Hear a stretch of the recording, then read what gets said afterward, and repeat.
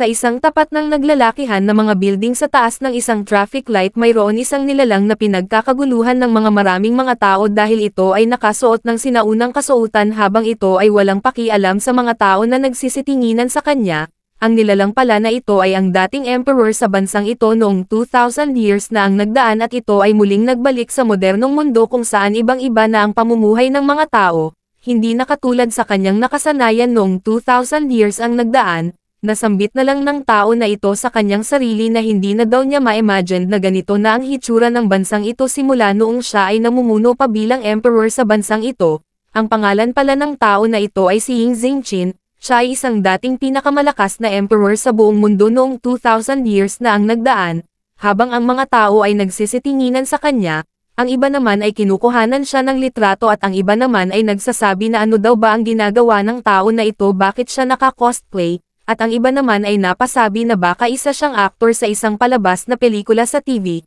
at ang iba naman ay nagsasabi na sobra daw niyang angas at ang isang bata naman ay nagsasabi na ginagaya daw niya ang dating pinakamalakas na emperor noon na si Emperor Qin, habang ang ating bida naman ay napasabi na lang sa kanyang sarili habang nakikinig sa mga pinagsasabi ng mga tao kung ano daw ba ang mga kalukuhan ang mga pinagsasabi nito. At hindi na nga makatiis ang ating bida sa ingay ng mga tao sa kanyang harapan at ito ay agad na lumipad upang umalis sa lugar na ito, samantalang ang mga tao naman ay dali-dali na kinukuhanan siya ng video sa kanilang phone upang kanilang e-post sa kanilang Facebook page or TikTok account at YouTube channel. Habang siya ay lumipad sa pinakamataas, agad niyang sinigaw sa karamihan na siya daw si Emperor Qin, siya daw ay nagbalik sa Earth pagkalipas ng libu-libong taon mula sa Immortal World. Siya daw ay mayroong malubhang kalagayan sa kanyang kalusugan noong 37th year sa Qin calendar. Ang kanya daw mga tagasunod ay kanilang nilaan ang kanilang buhay upang magawa ang pil na makapagbibigay sa kanya ng lakas upang umangat sa pagiging immortal.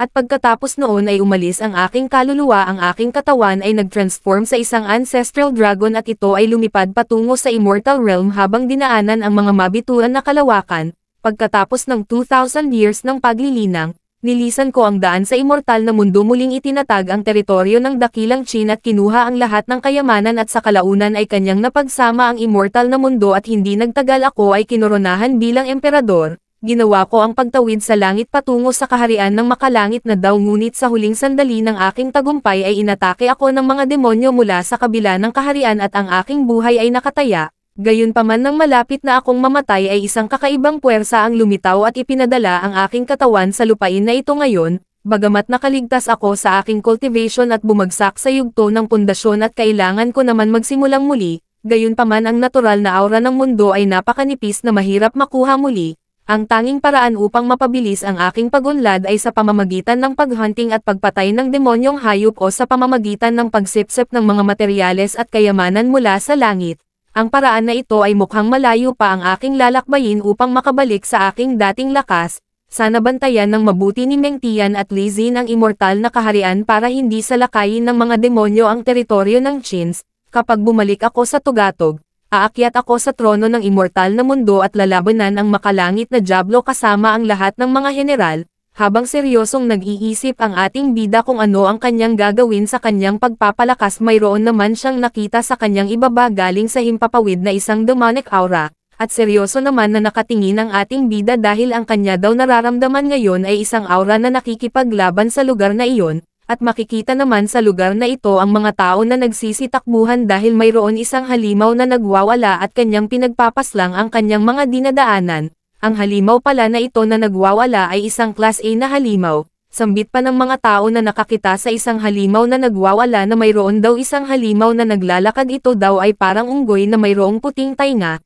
Nagsaad naman ang iba pa na ang halimaw daw na iyan ay isang rakon, iyan daw ay isang halimaw na magaling maglakad. Ang nagsasalita pala malapit sa halimaw na nagwawala ay itong 5 mandirigma. Sila ang naatasan upang pigilan ang halimaw na nagwawala sa kanilang city. Sambit pa nila na kailangan daw nilang patayin ang halimaw na ito dahil nagkakahalaga daw ito ng 20 milyon na bounty, kung kaya kailangan daw nilang magtrabaho ng maayos upang mapatay ang halimaw na ito. Silang 5 ay nanggaling sa Kang Clan Academy, at sila ay pinapangunahan ng babae na nasa kanilang harapan, na ang pangalan ay si Lin Chenzo, at agad na tinaas ni Lin Chenzo ang kanyang espada, hudyat na kanila nang salakayin ang halimaw, at agad na pinangunahan ni Lin Chenzo ang pagsugod sa halimaw. at ang 4 naman ay agad na sumunod kay Lin Chenzo upang salakayin ang halimaw. Makikita ang halimaw na napasigaw dahil sa mga atake nilang 5 at ito ay hindi makatama sa kanila dahil sa sobrang bilis ng 5 mandirigma. Agad na bumuga ng malakas na apoy ang halimaw at naiwasan naman ito ni Lin Chenzo at ang isang kasama naman niya ay kanyang tinulungan ang ibang mga tao nga na trap sa kanilang labanan.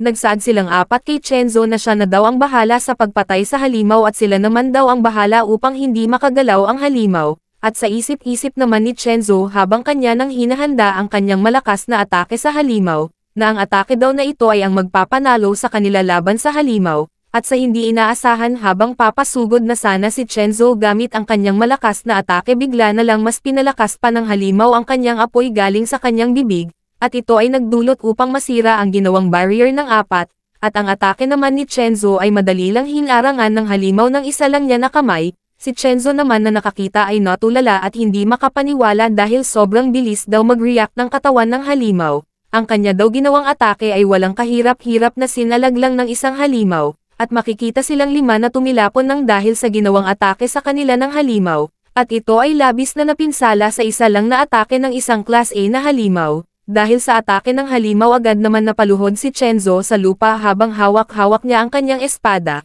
At nasabi niya sa kanyang sarili na akala daw niya hindi na siya makaligtas sa ginawang atake ng halimaw sa kanila kanina, hindi daw niya inaasahan na sobrang lakas pala ng halimaw na ito, at ang ibang kasamahan naman ni Chenzo ay kanilang tinutulungan ang isa't isa upang makaalis sa harapan ng halimaw, at agad naman sila sinigawan ni Chenzo na siya daw ang bahala na depensahan sila upang makaalis sila sa tapat ng halimaw, at sa kanilang itaas may isang liwanag ang papalapit sa kanila, ito ay papunta kung saan nakatayo ang halimaw. Ang liwanag pala na papalapit sa kanila ay ang ating bida at ito ay nakalutang sa kanilang itaas. Gulat na gulat naman si Chenzo pati na rin ang halimaw na nakakita sa ating bida. At sa ilang sandali ang halimaw na gulat ay bigla na lang nanlaki ang mga mata nito. Dahil pala walang ano-ano bigla na lang itong inatake ng ating bida at agad nawasak ang katawan nito nang wala man lang kahirap-hirap. At ang 3 naman na nanggaling sa academy ay biglang-bigla dahil sa lakas ng atake ng ating bida. At makikita ito na halos hindi na makakita dahil sa labis na liwanag. Nasabi na lang nila kung ano na daw ba ang mga nangyayari sa lugar na ito ngayon. Ang ibang tao naman sa malayo habang kanilang kinukuhanan ng video ang mga pangyayari, na ang liwanag daw na kanilang nakikita ngayon ay parang nanggaling sa mga gods na bumaba dito sa lupa galing sa langit. Ang iba naman ay nagsasabi na sobrang makapangyarihan ang liwanag na iyon, ano kaya daw ang super weapon ang kanilang ginamit. Sambit naman ng iba na kung natalo na ba daw ang halimaw doon, samantala makikita naman ang 3 na hindi pa rin makapaniwala sa kanilang nasaksihan, habang ang ating bida naman ay nakatayo sa walang buhay na halimaw sa kanilang harapan, masyado naman nadismaya ang ating bida dahil akala daw niya na malakas ang halimaw, iyon pala ay sobrang hina, hindi man lang siya nasiyahan sa pakikipaglaban, at agad niya sinabihan ang 3 na ang halimaw daw na ito ay isa lang low-level na demonic beast na may kakaunting aura. Nabigla naman si Chenzo dahil para daw sa kanila ang halimaw na iyon ay isang terrifying super beast, pero para daw sa kanya isa lang daw iyon na low-level beast. Ano daw ba ang pinagsasabi nito? Habang ang 2 naman na kasama ni Chenzo ay galit na galit at ang isa naman ay hindi makapaniwala sa mga pinagsasabi ng ating bida. Ano daw ba ang ibig niyang sabihin na low-level beast? Pero sa isip-isip naman ni Chenzo na dibali na daw ang importante kung sino ang tao na ito sa kanyang harapan. Ito daw ay iliganteng matangkad na mayroon mahabang buhok na makaluma ang kasuotan na kayang talunin ang demonic beast ng isang atake lang, saan kaya na mahiwagang pamilya ito nanggaling, at agad naman nagpasalamat si Chenzo sa ating bida dahil daw sa kanyang pagtulong sa kanila upang matalo ang halimaw. Sambit pa ng ating bida kay Chenzo na naghahanap daw siya ng mga demonic beast upang makaipon ng mga aura galing nito kung kaya wala daw siyang karapatan upang magpasalamat sa kanya. Agad naman tumawa si Chenzo dahil naiintindihan daw niya, pero sa kanyang isip-isip na ano daw ba ang nasa isip ng tao na ito, para daw itong naglalaro para gayahin ang isang emperor, at agad na nga inabsorb ng ating bida ang kanyang nakuhang kaunting aura galing sa napatay niyang demonic beast kanina. Sambit pa niya sa kanyang sarili na ang mga mortal daw na ito ay hindi daw niya muna pagtotoonan ng pansin, dahil may nararamdaman daw siyang isang malaking halaga ng aura. Ito ay nagtitipon 30 milya ang layo mula dito, kailangan daw niya iyong puntahan ngayon din, at makikita ito na naghahanda na upang umalis para putahan ang kanyang nararamdaman na aura. Agad naman nagtanong si Chenzo sa ating bida kung ano daw ba ang kanyang pangalan, Sumagot naman ang ating bida na siya daw ay si Emperor Yingxing, na nagmula sa Qin. Nabigla naman si Chenzo sa kanyang narinig habang hindi maalis ang kanyang tingin sa ating bida, dahil totoo ba daw ang kanyang sinasabi na siya si Emperor Yingxing, at agad nila sinigawan ang ating bida na paano daw niya nasabi na siya si Emperor Yingxing, na matagal na daw iyong patay, libo-libong taon na ang nakalipas, pero makikita ang ating bida na mabilis lang na lumipad upang puntahan ang kanyang nararamdaman na demonic aura. Sambit pa ng ating bida habang nakikita na niya ang pinagmumulan ng aura, napapalapit na daw siya sa pinagmumulan ng espiritual na enerhiya.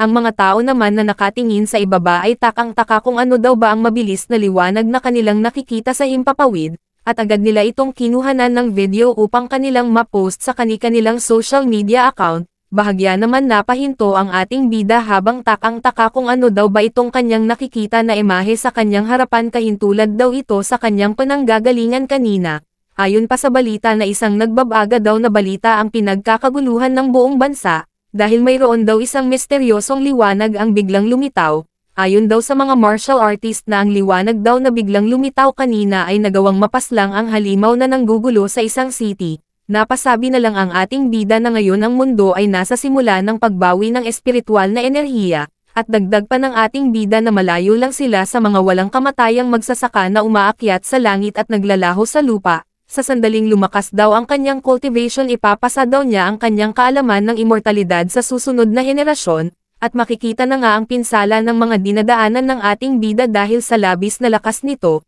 At nang nakarating na ang ating bida kung saan naruroon ang kanyang nararamdaman na demonic aura, agad naman siya naglakad papalapit dito. Ang pinagmumulan pala ng demonic aura ay ang ancient ruins, ang Demon Pagoda. Nasabi na lang ng ating bida sa kanyang sarili na ang espiritual na enerhiya ay nagmumula sa pagoda na ito. May mga tiyan na nakatatak sa paligid, marahil ay isang pagoda para sugpuin ang mga demonyo. Ito ay bihirang bagay. Kailangan daw niyang kuhanin ang spiritual energy na nanggagaling sa pagoda. At nang higupin ana ng ating bida ang mga spiritual energy na nanggagaling sa pagoda, bigla na lang itong nag-react, at makikita sa labas nito ay nagpapalabas ng mga may itim na demonic aura. Nabigla naman ang ating bida at bahagyang napa-atres dahil biglang lumakas ang demonic aura sa loob ng pagoda, at mayroong biglang nagsasalita na isang halimaw, at ito ay tawang-tawa, dahil ano daw ba ang pinaggagawa ng tao sa kanyang harapan. At agad itong sumigaw ng napakalakas dahil sa wakas daw ang hari ay nakalaya na sa matagal na pagkakakulong sa loob ng pagoda.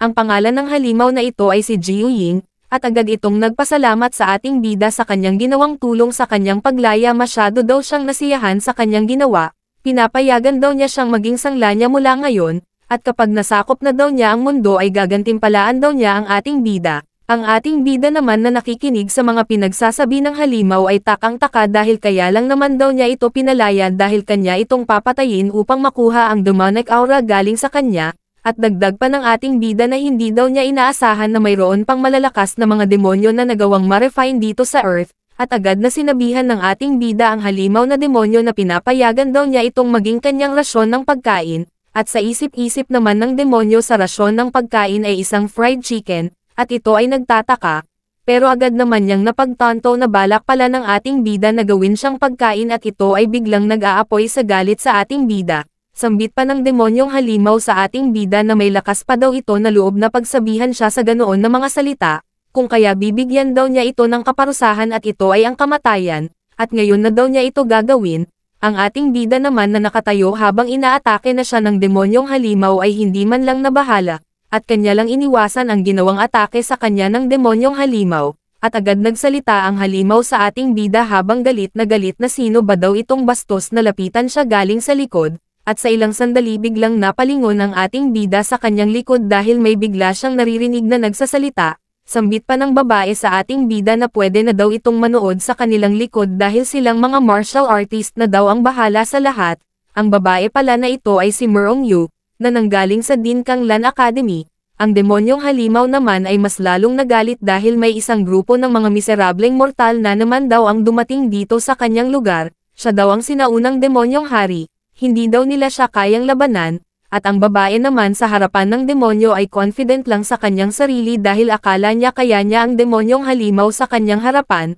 at agad na nga silang tatlo naghanda ng pagsalakay sa demonyong halimaw. Ang kanila daw uunahin ay ang ibabang bahagi ng katawan ng halimaw. Ang demonyong halimaw naman ay agad umatake ng napakalakas sa tatlong mga martial artist, at makikita ito na kanyang pinagsabay ang kanyang mga ulo na umatake upang patamaan ang tatlo, at makikita naman ang tatlo na masyadong nahirapan sa ginawang atake sa kanila ng demonyong halimaw, at mas pinalakas pa ng demonyong halimaw ang kanyang ginawang atake at ang tatlo naman ay napasigaw dahil hindi nila kinaya ang ginawang atake ng demonyong halimaw sa kanila. Habang ang ating bida naman ay napabuntong hininga at masyadong nadismaya sa pinakita sa kanya nitong tatlo, masyado daw siyang nadismaya sa mga martial artist sa henerasyong ito dahil masyadong mahihina. Sambit pa ni Merong Yu na ang demonyong halimaw daw na ito na nakakulong ng mahabang panahon ay masyadong malakas, hindi daw ito isang ordinaryong demonyo, isa daw itong legendary demon. Ang dalawa naman na nakarinig sa kanyang mga sinabi ay agad nagsitakbuhan dahil takot na takot at ayaw pa daw nilang mamatay. Si Merong Yu naman na nakakita sa kanyang dalawang kasama ay napasigaw dahil tumigil daw sila sa pagtakbo, bumalik daw silang dalawa. Sambit pa ng demonyong halimaw sa kanila na hindi katanggap-tanggap ang gumawa ng kalokohan na mayroon kayong anumang paraan laban sa akin, habang ang ating bida at si Merong Yu naman ay nakatayo sa harapan ng demonyong halimaw. Ang ating bida naman na nakikinig sa mga pinagsasabi ng demonyo ay agad nagpalabas ng apoy sa kanyang kamay, at agad niya sinabihan ang demonyong halimaw na kanina daw nag-alinlangan siyang gamitin ito sa kanya, at ang demonyong halimaw naman na nakakita ay biglang-bigla kung ano daw ba itong kakaunting aura na binato sa kanya ng ating bida, at agad na pinalabas ng ating bida ang kanyang legendary sword na pagmamay-ari ng Dinshin Dynasty. Kayang wasakin ng espada na ito ang kahit anong bagay sa mundong ito maging ang demonyong halimaw sa kanyang harapan ngayon. Nanlaki na lang ang mga mata ng demonyong halimaw dahil ramdam daw niya ang matinding aura na dumadaloy sa espada na hawak-hawak ng ating bida. Napatanong na lang ang demonyong halimaw na papano daw nagkaroon ng ganyang uri ng sandata itong tao na ito. Kailangan daw niyang tapusin ang ating bida sa isa lang niya na atake upang hindi niya magamit ang kanyang sandata sa kanya, habang ang ating bida naman ay seryoso lang na nakatayo sa harapan ng demonyo, at ginamit na nga ng ating bida ang kanyang espada. Ito ay ang Chin Sword Art Devouring Spirit, at makikita na nga na pinaulanan ng ating bida ang demonyong halimaw ng mga maraming gintong espada, habang ang demonyong halimaw naman ay walang takas sa ginawang atake ng ating bida. Biglang-bigla naman si Merong Yu sa kanyang nasaksihan at ito ay hindi makapaniwala dahil sa sobrang makapangyarihan ang tao na nasa kanyang harapan. Sa panahon daw na ito ay walang sino mang tao ang makakagamit ng mga sinaunang mga sandata pero ang tao daw na ito ay kaya niyang gamitin. At isa pa nasaksihan niya ito sa kanyang dalawang mata, ang demonyong halimaw naman ay kanyang pinipilit ang kanyang buong lakas upang makatakas sa ginawang atake ng ating bida. Napasigaw na lang ang demonyong halimaw dahil naubos na daw ang kanyang buong lakas pero hindi pa rin daw niya magawang makatakas sa atake na ito, at sa ilang sandali biglang sumabog ang ginawang atake ng ating bida kasabay ang demonyong halimaw sa kanilang harapan. Napasabi na lang ang isang kahina-hinalang babae na nakatingin sa ating bida, na bakit hindi na lang niya ako iligtas dahil ang kailangan lang naman daw niya ay espiritual na enerhiya, pagka niya daw siyang magawang maligtas pag nagkataon, marami daw siyang alam na lugar kung saan pwede siyang makakuha ng mga maraming spiritual energy. Magsimula tayo sa ating part ng ating kwento kung saan may babae na nagsasalita sa ating bida na kung demonic aura lang naman daw ang kanyang kailangan bakit hindi na lang daw niya siya palayain, marami daw siyang alam na lugar kung saan kanyang pagkukunan ng mga demonic aura. Ang babae pala na ito ay ang totoong anyo ng demonyong may maraming ulo na kanilang nakalaban, hindi naman agad naniwala ang ating bida sa mga sinasabi sa kanya ng demonyong babae, at mas lalo pa itong nagalit dahil sinusubukan daw ba niya siya nalukuhin, dahil sa kanyang pagkakaalam walang mga lihim na lugar na pagkukunan ng mga maraming demonic aura dito sa Earth. Ang demonyong babae naman ay takot na takot sa ating bida huwag daw niya siyang patayin, dahil nagsasabi daw siya ng totoo. Saad pa ng ating bida sa demonyo na babae na bakit hindi na lang natin gawing tao itong aktwal na espiritual na enerhiya sa iyong harapan. Napaiyak na lang ang demonyo dahil huwag daw niya gawin ang bagay na iyan, pero makikita naman sa kanyang mukha na masyado siyang nasarapan sa ginawa sa kanya ng ating bida. Sambit pa niya sa ating bida na nais daw niyang gumawa ng isang kontrata ng mga Panginoon at tagapaglingkod sa ating bida bilang tanda ng kanyang katapatan. Kung ito daw ay mabibigo siya daw ay magpapakamatay ayon sa kanyang kahilingan, at ang ating bida naman ay seryoso lang na nakatingin sa kanya habang nagmamakaawa, at sa isip-isip naman ng ating bida kung gagawin daw niya itong tagasunod, marami daw siyang pwedeng gawin nito, tulad na lang na kanya itong gagawing sasakyan kapag siya ay naglalakbay kapag may pupuntahan siyang lugar, Tamang-tama daw dahil kailangan naman din daw niya ng isang lumilipad na nilalang, at hinanda na nga ng ating bida upang kanyang lagyan ng sumpa si Jiu Ying. Ito daw ay isang sumpa na magtatagal ng walang hanggan, at makikita na nga na nilagyan ng sumpa ang katawan ni Jiu Ying. Saad pa ng ating bida kay Jiu Ying na ikaw ay papatayin at parurusahan kung hindi mo mahanap ang nakatagong lokasyon na kanyang pinapagawa sa kanya, at matapos malagyan ng sumpa ng ating bida si Jiu Ying, hingal na hingal naman ito habang napanganga,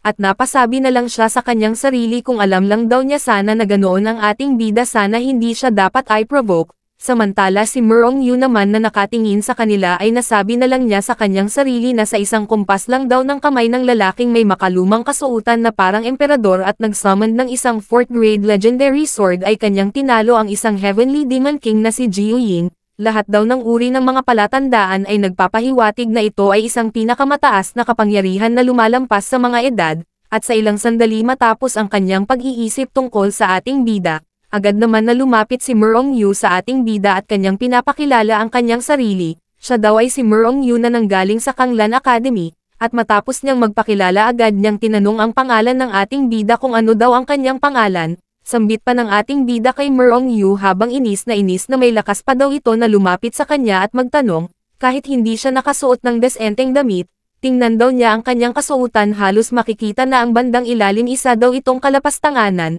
Si Merong Yu naman na nakarinig sa mga sinabi ng ating bida ay biglang-bigla dahil ano daw ba itong pinagsasabi ng tao na ito, dahil ang kanya naman daw suot ngayon ay normal lang na damit na kanilang uniform, at makikita na nga na nagpalabas ng spiritual energy ang ating bida upang kanyang ayusin ang nasira na damit ni Merong Yu. Si Merong Yu naman ay biglang-bigla dahil kaya din daw niya pala ayusin ang mga ganitong bagay, at saka ano daw itong kanyang nararamdaman ngayon dahil sobrang sarap daw ito sa kanyang pakiramdam. At matapos ayusin ng ating bida ang damit ni Merong Yu, agad naman siyang nagpakilala na siya daw ay si Yingxing. Nandito daw siya sa lugar na ito upang maghanap ng spiritual energy. Ang dalawa naman na nakarinig sa mga sinabi ng ating bida ay biglang-bigla at hindi makapaniwala dahil totoo ba daw ang kanyang mga sinabi na ang kanyang pangalan ay Yingxing, at agad napasigaw ang dalawa at kanilang napagtanto na siya pala si Emperor Yingxing noong 2,000 years na ang nagdaan. Pero ang kanilang pinagtataka dahil bakit mas bata pa sa kanila tingnan si Emperor Yingxing,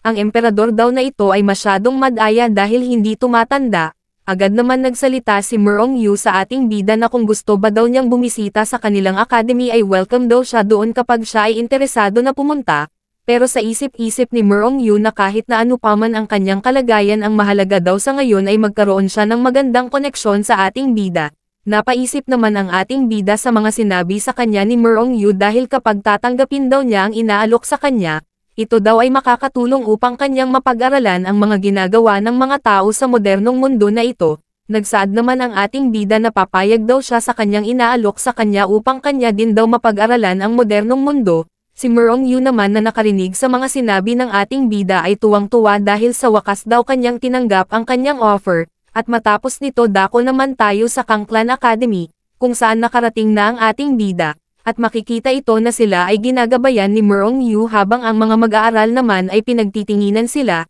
Sambit pa ng mag-aaral na ang babae daw ba na iyon ay si Merong Yu, pero sino daw ba ang dalawang tao na kanyang kasama? Ang kanila daw kasuotan ay makaluma, na sinusuot lang ng pamilya na nagtatago, at ang isang babae daw na iyon na kasama ni Merong Yu ay parang demonyo. At agad na nga pinakilala sa lahat ni Merong Yu ang ating bida. Sambit pa ni Merong Yu na siya daw ay si Yingxing, siya daw ang tumalo sa ancient demon na si Jiu Ying. Ang tao daw na ito ay kanilang importanteng bisita sa kanilang paaralan. Biglang-bigla naman ang mga mag-aaral dahil siya daw ba si Yingxing ang pinakaunang emperor. Ang iba naman ay napasabi na sila daw ay na-surprise sa kanilang mga nalaman dahil kanyang tinalo ang ancient demon na si Jiu Ying. Isa daw siyang totoong legend. Ang babae naman ay napasabi na si Yingxing daw ay masyadong gwapo kahit nakasuot siya ng makalumang kasuotan. Nagulat naman si Lin Chenzo habang nakatingin sa unahan dahil nandito daw sa kanilang academy ang misteryosong nilalang na tumalo sa giant beast na kanilang nakalaban.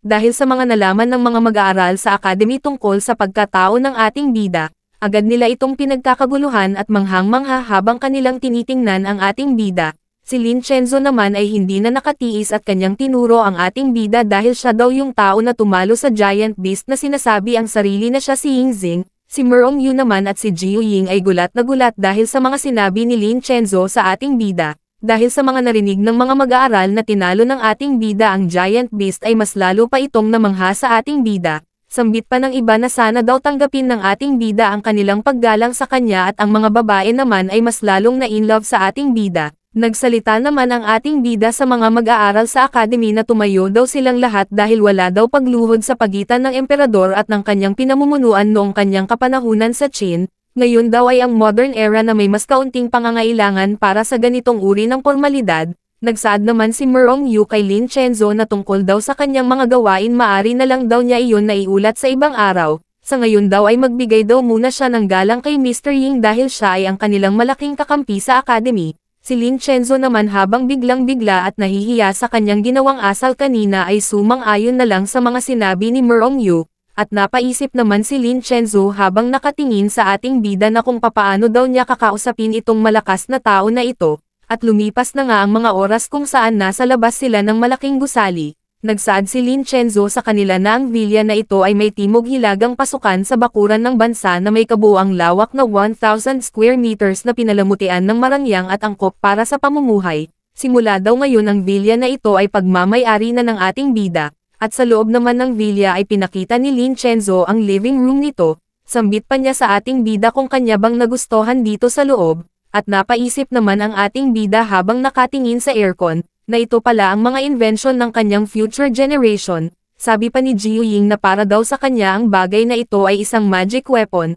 habang pinapanood ng ating bida ang TV, sa kanya daw palagay ang bagay na ito ay sumisip-sip ng mga imahe sa labas ng mundo, para daw itong isang barrier. Sabi pa ni Jiu Ying sa ating bida na kung gusto daw ba niya ilalagay niya ito sa kanyang bulsa, si Lin Chenzo na nakikinig sa ating bida ay nasabi na lang niya sa kanyang sarili na wala siyang alam sa mga makabagong electrical appliances kaya hindi masama na siya ay isang matandang lalaki na naglakbay mula pa noong unang panahon, pero isa lang daw ang kanyang nasisiguro alam daw niya lahat patungkol sa mga cultivation, at nagtanong na nga si Lin Chenzo sa ating bida. Saad pa niya ang kanya daw antas ng kanyang kakayahan ay bumaba sa pinakamababang punto, natigil daw siya sa antas ng B-class martial artist. Alam daw ba ng ating bida kung paano tumaas ang kanyang kakayahan? Ang ating bida naman na nakikinig kay Lin Chenzo, ay agad nagsabi na madali lang daw ang bagay na iyan kailangan lang daw niya itapat ang kanyang puwersa sa kanyang katawan. Si Lin Chenzo naman na nakikinig sa ating bida ay nagdadalawang isip dahil bakit pa ba daw kailangan hawakan ng ating bida ang kanyang katawan.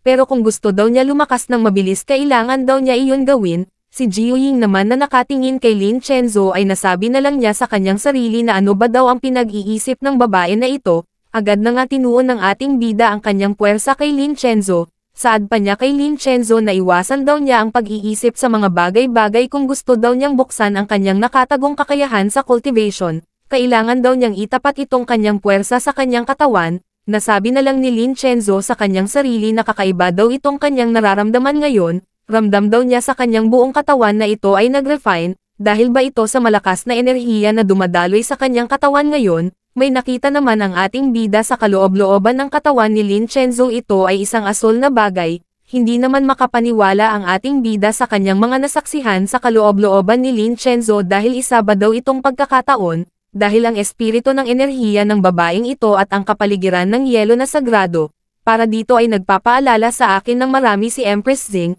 na pumalit sa aking lugar sa aking nakaraang buhay. Siya daw ay nagtataka kung pwede ba itong mangyari na ang katawan na ito ni Lin Chenzo ay ang reincarnation ni Empress Zing, at bakit konektado sila sa mga bagay na ito sa isa't isa, at makikita na nga si Lin Chenzo na ang kanyang katawan ay nag-umapaw ang asul na aura. At ito ay napasigaw dahil kakaiba daw tong kanyang nararamdaman, habang dahan-dahan na bumagsak sa kamay ng ating bida si Lin Chenzo, nasabi na lang ng ating bida na kahit nabigyan ng kapangyarihan ng bagong buhay si Empress Zing, at gayon paman ay muli tayong nagtagpo marahil ang lahat ay nauwi sa tadhana sa alinmang paraan, nakakatulong pa rin si Lin Chenzo sa pag-aalaga ng talento gamit ang sagradong katawan ng yelo. Agad naman sinabihan ni Jiu Ying ang ating bida na sa tingin daw niya ang babae na iyan ay nagpapanggap lang na walang malay, at siya ay humingi ng patawad dahil hindi niya siya nabantayan. Saad pa ng ating bida kay Jiu Ying na wala daw itong dapat ipag-alala, dahil siya ay nasa yugto ng kawalan ng malay dahil ang kanyang katawan ay hindi makasabay sa paggising ng kanyang banal na yelo na katawan,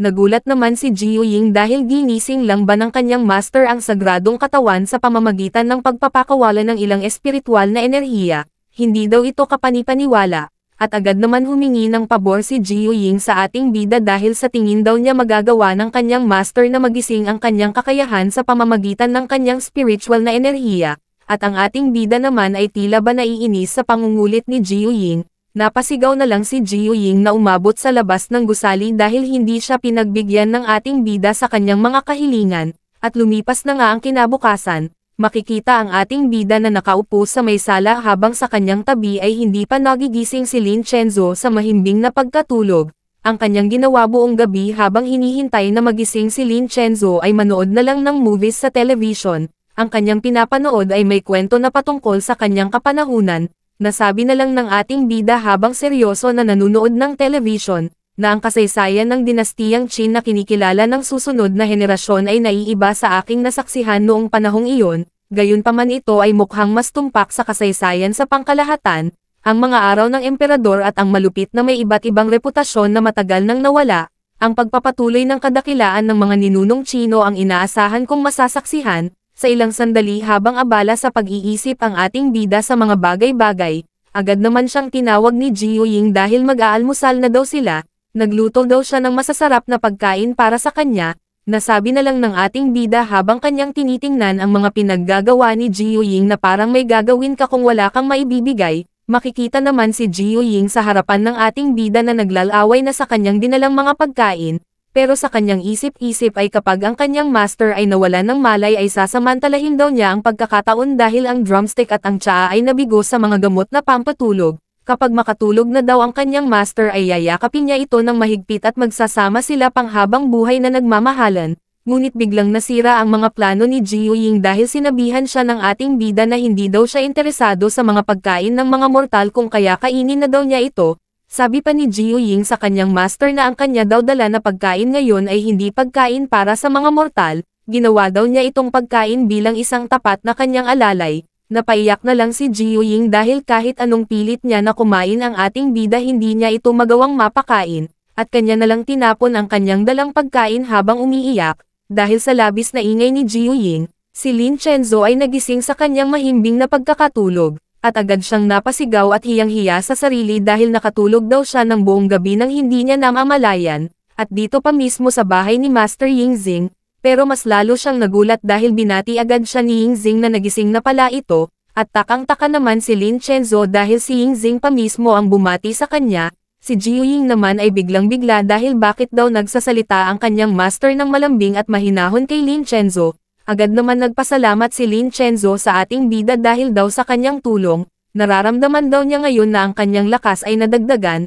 siya daw ay nag-advance galing sa B-class papunta sa A-class, nagsaad naman si Yingxing kay Lin Chenzo, na ang kanya daw talento ay nagising, ito ay ang banal na katawan na mayroong ice body, kung kaya natural lang daw na ang kanyang lakas ay madagdagan, pero kailangan pa daw niyang magpaangat ng kanyang kakayahan mag-focus daw ito sa pag-refine ng kanyang chi sa katawan, at mag-cultivate sa immortality, kung gusto mong mapalabas ang totoong kakayahan ng banal na ice body sa iyong katawan. Nagtaka naman si Lin Chenzo sa mga payo sa kanya ni Yingxing tungkol sa pag-cultivate sa immortality, dahil matagal na daw nakalimutan ang pag-cultivate sa immortalidad. Sinabihan naman ni Yingxing si Lin Chenzo na kinakailangan daw niyang mag-cultivate ng ilang araw at kanya itong titingnan kung ano ang resulta sa kanyang pag-cultivate kung papasaba ito sa pag-cultivate ng immortalidad. Kung siya daw ay papasa ibibigay daw niya sa kanya ang path patungo sa immortalidad. Sabi pa ni Lin Chenzo sa ating bida na parang ang sarap daw iyon pakinggan kapag nagkatotoo. Sa isip-isip naman ng ating bida na kailangan daw niya siyang bigyan ng pagkakataon dahil siya pa rin ang reincarnation ni Empress Xing.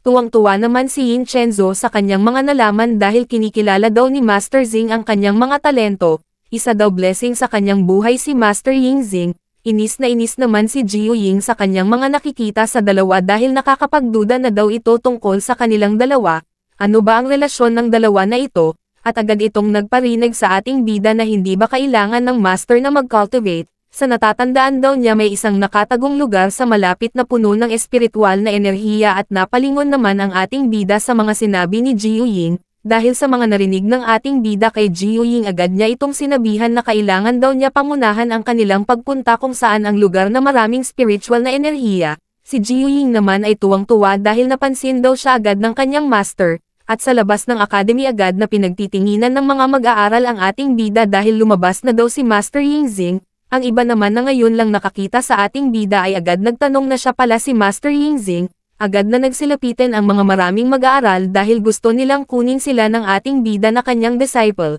Ang ibang babae naman ay nagsabi sa ating bida na turuan daw niya sila kung papaano mag-cultivate. Ang iba naman ay humihingi ng autograph. Manghang-mangha naman si Lin Chenzo dahil ang dami daw kaagad ng mga tagahanga ni Master Zing sa kanilang academy. Samantalang si Jiu Ying naman ay inis na inis sa mga mag-aaral dahil sobrang dikit daw ng kanilang tingin sa kanyang master. Pag hindi na daw siya makatiis kanya na daw itong papasabugan. Nagsaad naman si Yingxing sa lahat ng mga mag-aaral na nagtatanong sa kanya, na kinakailangan daw ng spiritual na enerhiya kung nais ninyong mag-cultivate sa immortalidad. Nagtaka naman ang ibang mga mag-aaral kung ano daw ang spiritual energy. Ayon pa sa ating bida na ang spiritual energy ay ang espiritual na enerhiya ay tulad ng isang kapangyarihan na magagamit ng mga taong nagsasanay sa paglilinang, at isang paraan ng pagsasanay sa iyong katawan at isipan upang maging mas malakas at mabuhay ng mas matagal. Sa pangkalahatan, ang malakas na katawan o ang mga taong makapangyarihan sa pag-iisip ay hindi masyadong masama.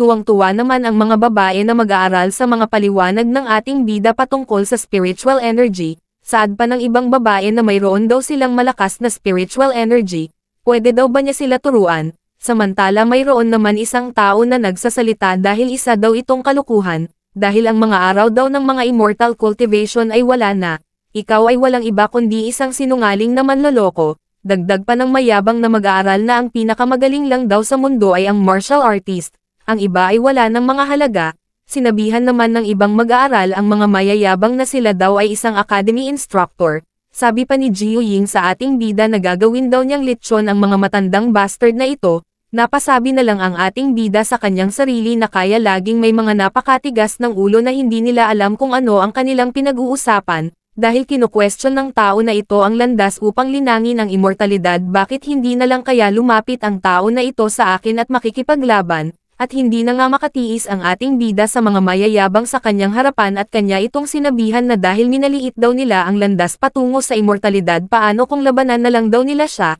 Sa ganoon na paraan masasaksihan ang inyong lakas bilang mga martial artist, habang si Jiu Ying naman ay biglang-bigla sa mga sinabi sa kanila ng kanyang master, dahil seryoso daw ito sa kanyang mga sinabi. At matapos marinig ng tatlo ang mga sinabi sa kanila ng ating bida ay agad silang sumugod, sambit pa nila na kung sino daw itong tao na ito para maghamon sa kanilang harapan, ipapakita daw nila sa akademya na hindi nila kukonsintihin ang mga ganitong klaseng tao. Ang ating bida naman na nakaabang sa tatlo na papasugod na sa kanya ay naghahanda na sa kanyang isang kamay upang turuan ng leksyon ang tatlong mayayabang na instructor. Si Jiu Ying naman na nasa tabi ng ating bida ay wala nang nasabi sa pinaggagawa ng tatlong mayabang na instructor, at pinakawalan na nga ng ating bida ang kanyang atake sa kanyang isang kamay upang matauhan ang tatlong mayayabang sa kanyang harapan, at makikita sa gitna ng tatlo ang mabilis na atake ng ating bida. Ang tatlo naman na nakakita sa ginawang atake ng ating bida ay biglang-bigla at nanlaki ang mga mata dahil ano daw ba itong kanilang nararamdaman. Saad pa ng ating bida sa tatlo, na ang pamamaraan daw na iyon ay tinatawag na pillar winding art. Iyon daw ay isang teknik na natutunan niya noong siya ay umiwas sa Jinkes assassination. Dagdag pa ng ating bida sa tatlong instructor na magagawa mong iwasan ang mga pag-atake ng kalaban at ilunsad ang mga counter-attack. Saad pa ng tatlong instructor sa ating bida na paano daw niya ginawa ang ganoon na spell. Nagulat naman ang dalawa pang instructor dahil sobrang bilis daw ng mga pangyayari kailan daw siya nagpakawala ng ganitong atake sa kanilang katawan. Hindi daw ito maari. Napaka-imposible daw ng ganitong spell na magagawa ng isang tao sa ganoon kabilis. Kahit na nag-alinlangan ay pinilit pa rin ng isang mayabang na instructor ang kanyang sarili upang kanyang salakayin ang ating bida gamit ang kanyang espada. Napabahing na lang ng kaunti ang ating bida habang kanyang tinitingnan ang mga mayayabang na instructor. Saad pa ng ating bida sa mayabang na instructor na manahimik na lang daw ito kung siya ay nakakulong sa kanyang ginawang spell. Pag pinilit daw niya ang kanyang sarili na kumilos ito ay magtutulak upang pumutok ang kanyang mga ugat sa katawan. at umepekto na nga ang ginawang spell ng ating bida sa loob ng katawan ng isang mayabang na instructor dahil pinilit niya ang kanyang sarili na gumalaw. Makikita naman ang isang mayabang na instructor na hindi makapaniwala dahil totoo ang mga sinabi sa kanya ng ating bida. Ang kanya daw buong katawan ay sobrang sakit, halos sumabog na daw ang kanyang buong ugat sa katawan, at sa ilang sandali makikita ito na biglang bumagsak sa lupa dulot ng ginawang spell ng ating bida sa kanyang katawan. Napasabi na lang ang isang kasama niya na mayabang na instructor na kung patay na daw ba ito, at ang isang instructor naman ay napasabi habang gulat na ganito daw pala ang cultivation sa Immortal Path, hindi daw ito maaring mangyari. Saad pa ng mga mag-aaral na nanunood sa ginawa ng ating bida sa tatlong instructor, na mas lalo pa daw silang humanga sa ating bida dahil ang kapangyarihan daw ng isang ancestors ay totoong makapangyarihan. At ang ibang mag-aaral naman ay maiyak-iyak dahil gusto din daw nilang matuto ng immortal cultivation. Saad pa ni Lin Chenzo sa tatlong instructor na hindi na daw nakapagtataka na sila daw tatlong instructor ay walang kaalam-alam patungkol kay Master Yingxing. Samantalang si Jiao Ying naman ay mas lalong na-in-love sa ating bida dahil sa taglay na angkin kaalaman nito patungkol sa cultivation. Dumating naman si Merong Yu sa pinangyayarihan ng gulo. Saad pa niya sa tatlong instructor na kung hindi ba daw niya nasabi sa kanila na kailangan nilang galangin si Master Yingxing, ang kanila daw ginawang asal ngayon ay para lang sa mga talunan, sila daw tatlo ay gumawa lang ng gulo para lang sa kanilang sariling kapakanan. Natulala na lang ang dalawang instructor sa mga sinabi sa kanila ni Merong Yu, at makikita sa kanilang mukha na sila ay pinapawisan habang sa kanilang katawan ay nakakapit pa rin sa kanila ang ginawang spell ng ating bida. Saad pa ng ating bida sa dalawang instructor na ipinakikita lang daw niya ang karunungan ng mga turo, at nais niyang huwag na silang magdulot ng gulo patungkol sa mga ancestor, dahil sa mga sinabi sa kanila ng ating bida agad naman silang lumuhad sa harapan ng ating bida at nagpapasalamat sa kanyang mga payo sa kanila habang ang mga mag-aaral naman ay pinagtinginan sila. Agad naman naglabas ng scroll ang ating bida at kanyang sinabihan si Merong Yu na dahil daw naging interesado siya sa nurturing immortality, pinahihintulutan niya daw ito na gabayan siya nitong scroll na kanyang ibibigay sa kanya ngayon. Ang scroll daw na ito ay naglalaman ng mga basic immortal cultivation, kung kaya kailangan mong subukan ang scroll na iyan upang ikaw ay matuto kung papaano mag-awaken ang iyong spiritual energy. Kung siya daw ay capable para sa bagay na iyan, iko-consider daw niya ito upang kanyang turuan kung paano ang tamang pag-refine sa kanyang chi sa katawan. Si Merong Yu naman ay manghang-mangha sa binigay sa kanya ng ating bida, at agad itong nagpasalamat sa ating bida, kanya daw itong babasahin ng maayos, hindi daw niya siya bibigwin, habang ang mga mag-aaral naman ay kanilang pinupuri ang ating bida dahil sa sobrang bait daw nito, isa daw itong tunay na bayani ng sangkatauhan. Nagsalita naman si Jiao Ying sa ating bida na huwag na daw itong magsayang ng oras, kailangan na daw niyang paluan ang masisilang bagay sa kanyang likod. Dagdag pa niya sa ating bida na kung gusto daw niya para mas lalong madali kagatin na lang niya ito gamit ang kanyang bibig. Hindi naman makapaniwala ang ating bida sa mga pinapagawa sa kanya ni Jiao Ying, nasabi na lang niya sa kanyang sarili na baliw na daw itong demonyong ito, at pinalo na nga ng ating bida ang dalawang bundok sa likod ni Jiao Ying. Saad pa ng ating bida kay Jiao Ying na ito ba ang kanyang papaluan itong dalawang bundok na ito sa iyong likod, habang si Jiao Ying naman ay nasasarapan sa ginawa sa kanya ng ating bida. Sana daw palaging ganito ang gagawin sa kanya ng kanyang master, masyado daw itong masarap sa pakiramdam. Pagkatapos pagpapaluin ng ating bida ang dalawang bundok sa likod ni Jiao Ying, makikita ito ay nag-transform bilang isang demonyong dragon na may maraming ulo, habang sa kanyang likod naman ay nakasakay na ang ating bida at si Lin Chenzo, at ang mga mag-aaral naman ay masayang nagpapaalam sa kanila, samantalang si Merong Yu naman ay seryoso lang sa kanyang ginagawa na pagbabasa sa binigay sa kanya na scroll ng ating bida. Ayon pa ni Merong Yu sa binigay ng ating bida na script sa kanya, na bagaman kakaunti lang ang seal script na binigay sa kanya, ito pa rin daw ay sulat kamay ng Qin Emperor, kung kaya kailangan daw niya itong pag-aralan ng mabuti. Sa isang nakatagong gubat 20 milya ang layo ay nakarating na ang ating bida kasama sila Lin Chenzo at Jiao Ying. Makikita si Lin Chenzo na nakikipaglaban sa mga halimaw sa kagubatan. Saad pa niya habang nakikipaglaban na 3 na lang daw ang natitirang halimaw ang kanyang kakaharapin dito ngayon. At ginamit na nga ni Lin Chenzo ang kanyang banal na katawan na ice magic upang kanyang tapusin na ang natitirang mga halimaw, at nasabi na lang ni Lin Chenzo na ang sinabi daw ng kanyang ninuno na si Yingxing, na dapat daw gamitin ng mga walang kamatayang magsasaka ang sining bilang kanilang pangunahing paraan ng pag-atake sa mga kalaban. Matapos tapusin ni Lin Chenzo ang mga halimaw, agad naman lumapit sa kanya ang ating bida. Saad pa niya kay Lin Chenzo na magaling daw ang kanyang ginawa, ang kanya daw banal na kakayahan na ang ice body ay unti-unting nagdevelop, malaki daw ang naitutulong ng kanyang pakikipaglaban sa mga halimaw sa lugar na ito, habang si Jiu Ying naman ay abala sa pag-ihaw sa mga karne ng mga halimaw na napapaslang ni Lin Chenzo at makikita ito na naglalaway na sa mga karne, at si Lin Chenzo naman ay nagpapakyut sa ating bida dahil daw sa mga papuri sa kanya ng ating bida. Makikita ito na nahihiya at parang na-inlove sa ating bida dahil sa sobrang bait nito at lagi daw siyang pinupuri sa kanyang mga ginagawa,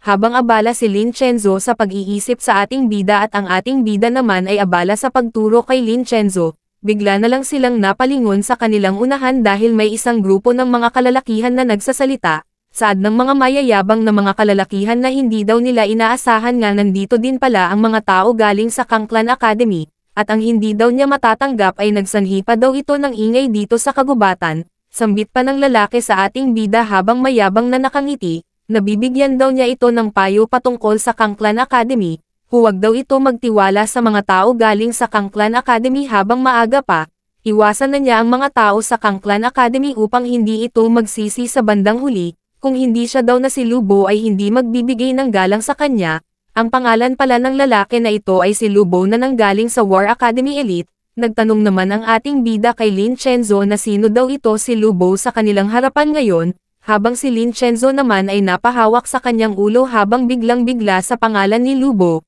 kung tama ba daw ang kanyang naririnig na siya si Lubo o baka nasisiraan na siya sa kanyang ulo dahil narinig niya ang pangalan na Lubo. Saad pa ni Lin Chenzo sa ating bida na kung ang tao ba daw na iyan ay ang totoo o hindi totoo na Lubo, kailangan pa rin daw nilang mag-ingat sa kanya, dahil sa kanyang paghusga sa kanilang kasuotan, sila ay mula sa War Academy at nasa isang masamang relasyon sa kanila ang Kangklan Academy, at hindi na nga nagpaligoy-ligoy si Lubo at agad itong sumalakay patungo sa kinatatayuan ng ating bida at ni Lin Chenzo. Sabi pa ni Lubo sa kanila Lin Chenzo at ang ating bida, na mga walang hiya daw ito, may lakas pa daw ito na loob na hindi siya pansinin sa kanyang mga sinabi kanina. Kung kaya pagpipirisuhin daw niya silang lahat mula ulo hanggang paa, nasabi na lang ng ating bida sa kanyang sarili habang nanunod kay Lubo, na aatake na sa kanila, na mayroon na naman daw taong tanga na bigla-bigla na lang nagagalit ng walang dahilan, habang si Lin Chenzo naman ay naghahanda na ng kanyang sandata upang kanyang salagin ang papa-atake na si Lubo,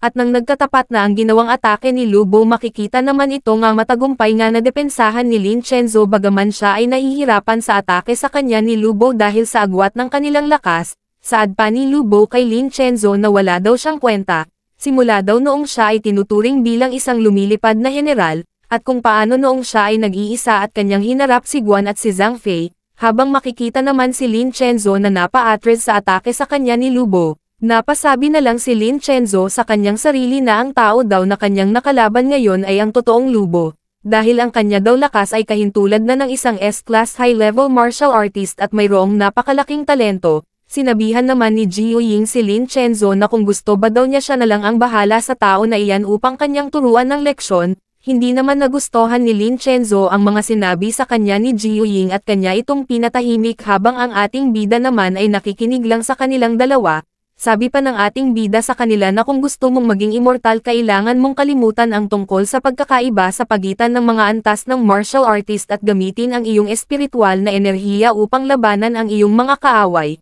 At dagdag pa ng ating bida na dapat mong gamitin ang espiritual na enerhiya upang may galaw ang iyong katawan ng matalino at lumayo sa komprontasyon lalo na kapag nakaharap ang mga kalaban gamit ang mabibigat na sandata. Dahil sa mga narinig ni Lin Chenzo sa mga sinabi sa kanila ng ating bida, agad naman itong sumugod kay Lubo dahil naiintindihan na daw niya ang mga payo sa kanya ng kanyang master at ito ay nagpapasalamat, habang si Lubo naman ay nakangiti lang habang nanunod kay Lin Chenzo na papasugod na sa kanya, at nang paghampas ni Lubo ng kanyang sandata kay Lin Chenzo, siya ay nagulat at hindi makapaniwala dahil bakit ang bilis daw na iwasan ng babae na ito ang kanyang ginawang mabilis na atake. Sabi pa ni Lin Chenzo sa kanyang sarili nga nakikita daw niya sa reaksyon ng lalaki na ito nga naguguluhan pa kung paano niya naiwasan ang kanyang ginawang atake kanina, kung kaya panahon na daw niya ito upang mag-counter-attack, at si Lubo naman ay napasigaw kay Lin Chenzo na kung papaano daw na ang talunan na nanggaling sa Kangklan Academy ay nagawang maiwasan ang kanyang ginawang atake.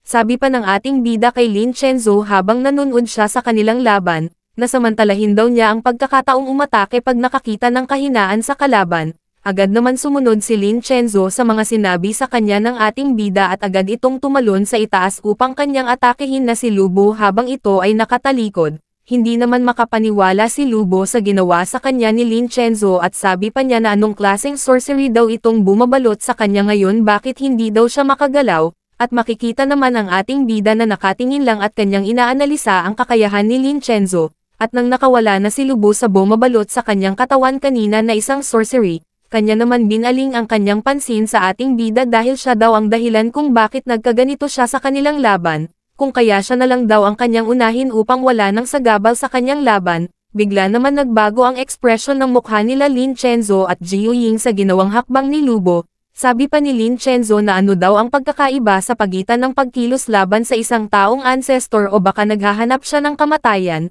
Si Jiu Ying naman ay nasabi na lang niya habang papasugod na sa ating bida si Lubo na ano daw ba ang ginagawa ng batang ito. At makikita na nga ang sandata ni Lubo na papalapit na sa ating bida at ito ay kanyang binabalutan ng nalakas na apoy upang kanyang patayin ang ating bida. Ngunit, sa hindi inaasahan ni Lubo na madali lang itong napigilan ng ating bida gamit lang ang kanyang dalawang daliri, at hindi man lang ito napa-atres sa kanyang kinatatayuan, takang-taka naman si Lubo habang napanganga dahil napigilan daw ng tao na ito ang kanyang ginawang atake gamit lang ang kanyang daliri. At isa pa hindi daw siya makakagalaw dahil sa spiritual na enerhiya nga nagmumula sa tao na ito. Saad pa ng ating bida kay Lubo na hindi na daw masama ang kanyang pinakita sa kanya na lakas, kung kaya ililigtas daw niya ang kanyang buhay dahil mayroon siyang talento. At bigla, pinakawalan ng ating bida ang kanyang atake kay Lubo gamit lang ang kanyang isang daliri. At makikita si Lubo na tumilapon sa malayo habang si Lin Chenzo at si Jiu Ying naman ay gulat na gulat at hindi makapaniwala sa lakas ng atake ng ating bida kahit kapiranggot pa lang ito ng kanyang lakas.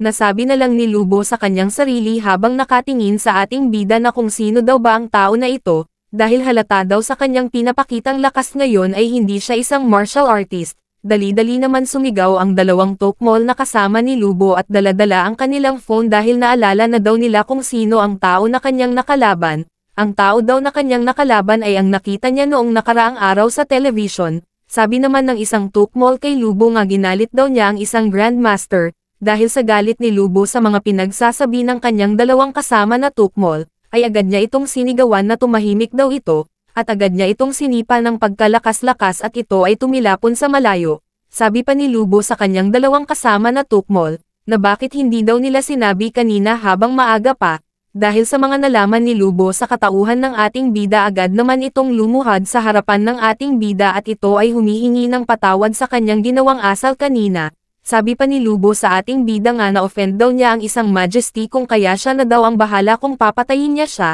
Dahil sa kanyang mga nagawang kasalanan kanina, hindi naman makasagot ang ating bida sa biglang pagbago ng ugali ni Lubo sa kanyang harapan. Nagtanong naman ang ating bida kung ano daw ba na dinastiya siya nabibilang, at ipakilala daw niya ang kanyang sarili sa kanya, pero sa isip-isip ng ating bida habang kanyang pinapanood si Lubo, nga sa halip maghanap siya ng isang general nga nang galing sa Chin, sa hindi daw niya inaasahan nakatagpo siya ng isang general na hindi niya alam kung saan ang kanyang pinanggagalingan. Saad pa ni Lubo na nanggaling daw siya sa Great Han, ang isang ito ay talagang kawili-wili pagkatapos ng lahat ng dinastiyang Qin ay pinabagsak ng susunod na dinastiya. Dagdag pa ni Lubo sa ating bida na isa lang daw siyang hamak na tao na hindi hihigit sa ating bida, at kanyang tinawag ang ating bida na Your Majesty. Sabi naman ng ating bida kay Lubo habang ito ay nakaluhod na makatuwirang magbabago ang mga dinastiya pagkatapos ng mahigit 2,000 taon. At dagdag pa ng ating bida kay Lubo na kung siya daw ay nag-reincarnate bilang general sa Chinese dynasty,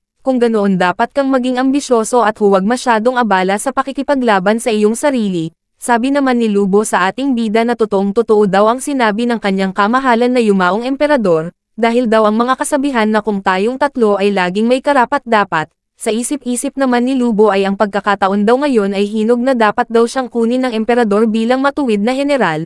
At agad niya sinabihan ang ating bida na siya daw si Lubo gagawin daw niya ang kanyang buong makakaya upang kanyang suklian ang iyong kabutihan, ngunit sa kabila ng mga sinabi ni Lubo sa ating bida, makikita ito nga agad na tumalikod. Sabi pa niya kay Lubo na nasa isip ko ang buong mundo, tinatrato ko ang pagkakapantay-pantay ng lahat ng nilalang, hindi ako tatanggap ng isang tao bilang general ko para sa sarili kong kapakanan. Nagtanong naman si Lubo sa ating bida na bakit naman hindi niya siya tatanggapin bilang kanyang isang general, At makikita sa mukha ni Lubo na ito ay hindi makapaniwala sa mga plataporma ng ating bida para sa buong mundo at sangkatauhan. Ayon pa sa ating bida na ngunit may pagkakataon pa rin na pag-isahin ko ang mga akademya at ayusin ang walang kamatayang puwersa. Nabigla naman si Jiu Ying at Lin Chenzu sa mga plano ng ating bida na kanyang pagkaisahin ang mga akademya, at lumingon ang ating bida sa kanilang lahat at sabay sabi, na sa panahon daw na iyon lahat ay magiging alagad ko ng walang puwang para sa hindi patas at pantay-pantay ang pagtrato sa lahat,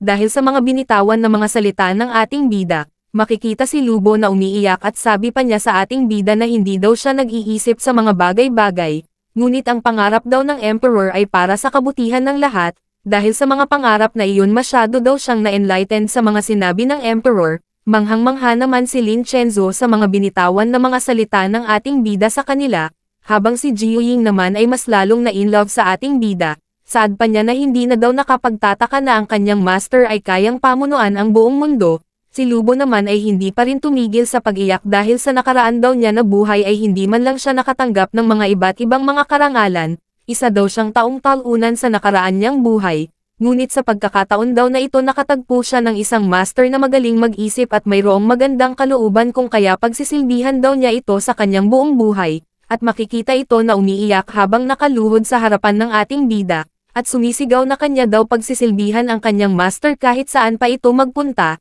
dahil sa mga sinabi ni Lubo sa ating bida agad naman napangiti ang ating bida dahil sa katapatan ng tao na ito sa kanya kahit ngayon lang sila nagkakilala. Saad pa ng ating bida na kung gusto daw niya siyang pagsilbihan, mag-cultivate daw ito at magpalakas, at pagkatapos ipakita daw niya sa kanya ang kanyang buong potential para sa kapakanan ng buong mundo. Agad naman nagpasalamat si Lubo sa binigay sa kanya na pagkakataon, manghang-mangha naman si Lin Chenzo sa ating bida dahil sa ilalim daw ng pamumuno ng kanyang master. Ang immortal na cultivation ay hindi na malayo na ito ay lalaganap sa buong mundo, pag ganoon daw ang mangyayari. Ang kanila daw bansa balang araw, ay kilalanin na isang pinakamalakas na bansa sa buong mundo, makalipas ang 3 araw sa ilalim ng kontrol ni Yingxing, ang Azure Blue Academy at ang War Academy, ay nagsanib na at sila ay naging kultibasyon sa sekta na may pagtuon sa martial art, at makikita na nag-shake hand ang dalawang leader ng dalawang academy upang mas lalo pa nilang palawakin ang pagsasanib ng dalawang academy sa ilalim ng pamumuno ni Yingxing. Ang kultura ng cultivation ay mas lalo pang umunlad, at hinirang si Lin Chenzo bilang isang chief disciple ni Yingxing at siya ang naatasan upang pamunuan ang mga mag-aaral sa academy patungo sa landas ng cultivation. Mula noon sa ilalim ng pamumuno ni Yingxing, ay itinatag ang sekta ng paglilinang, at nakilala sa buong bansa bilang sekta ng Qin. Kasabay nito ang Martial Art Association ay nagsimulang subaybayan ang pag-unlad ng sekta ng Qin at nagsagawa ng isang mahalagang pagtitipon upang kanilang pag-usapan ang mabilis na pag-unlad ng Qin sect. Nagsalita naman ang matanda sa gitna ng pagpupulong na ayon daw sa intelligence ang Qin sect daw ay nagpro-promote ng kultura ng cultivation at kanilang pinagsasama ang iba't ibang martial arts sa iba't ibang paaralan kung kaya wala na daw nababalitaan na mga banta ng pagsalakay sa mga lungsod. Saad pa ng matanda sa kanilang pagpupulong na mayroon ba daw opinion ang iba sa mga bagay na ito. Ang matanda pala na ito ay ang Martial Association President, siya ay si Bai Shu. Sabi naman ng isang lalaki sa kanilang pagpupulong na balak daw niya na isama si Yingxing sa asosasyon ngunit nang imbitahan daw niya siya kahapon ay tinanggihan daw siya sa pintuan. Nagsalita naman ang isang panot na lalaki na parang si Dr. Quack na minumungkahi daw niya na lipulin ang sekta ng Qin pagkatapos ay hulihin si Yingxing at isagawa ang clone ng surgery sa kanyang laboratorio. Saad pa ng martial art president na ang kanila daw mga suggestion ay lahat hindi maganda, ang iminumungkahi daw niya na kilalanin ang pagkakaroon ng kanyang sekta ng Qin na sumusuporta at nakikipagtulungan dito. Nagalit naman ang lalaki nga nakamask saad pa niya sa kanilang president na hindi daw tama ito. Sabi pa ng babae sa kanilang president na ang sekta ng Qin ay nagtataguyod ng cultivation na iba sa mga prinsipyo ng ating Martial Art Association, at ang kanyang pinagtataka kung makikipagtulungan ba sila sa kanilang Martial Art Association. Nagsaad naman ang isa pang lalaki na kung makikipagtulungan daw sila sa mga cultivators matatawag pa ba daw silang mga martial artist, dahil sa mga pinagsasabi ng mga leaders ng Martial Art Association. Agad na hinampas ng kanilang president ang lamesa at kanyang sinabihan silang lahat na magsitahimik daw ang lahat. Saad pa niya sa kanilang lahat na lahat naman daw sila ay kanilang nasaksihan sa mga videos ang pakikipaglaban ni Yingxing,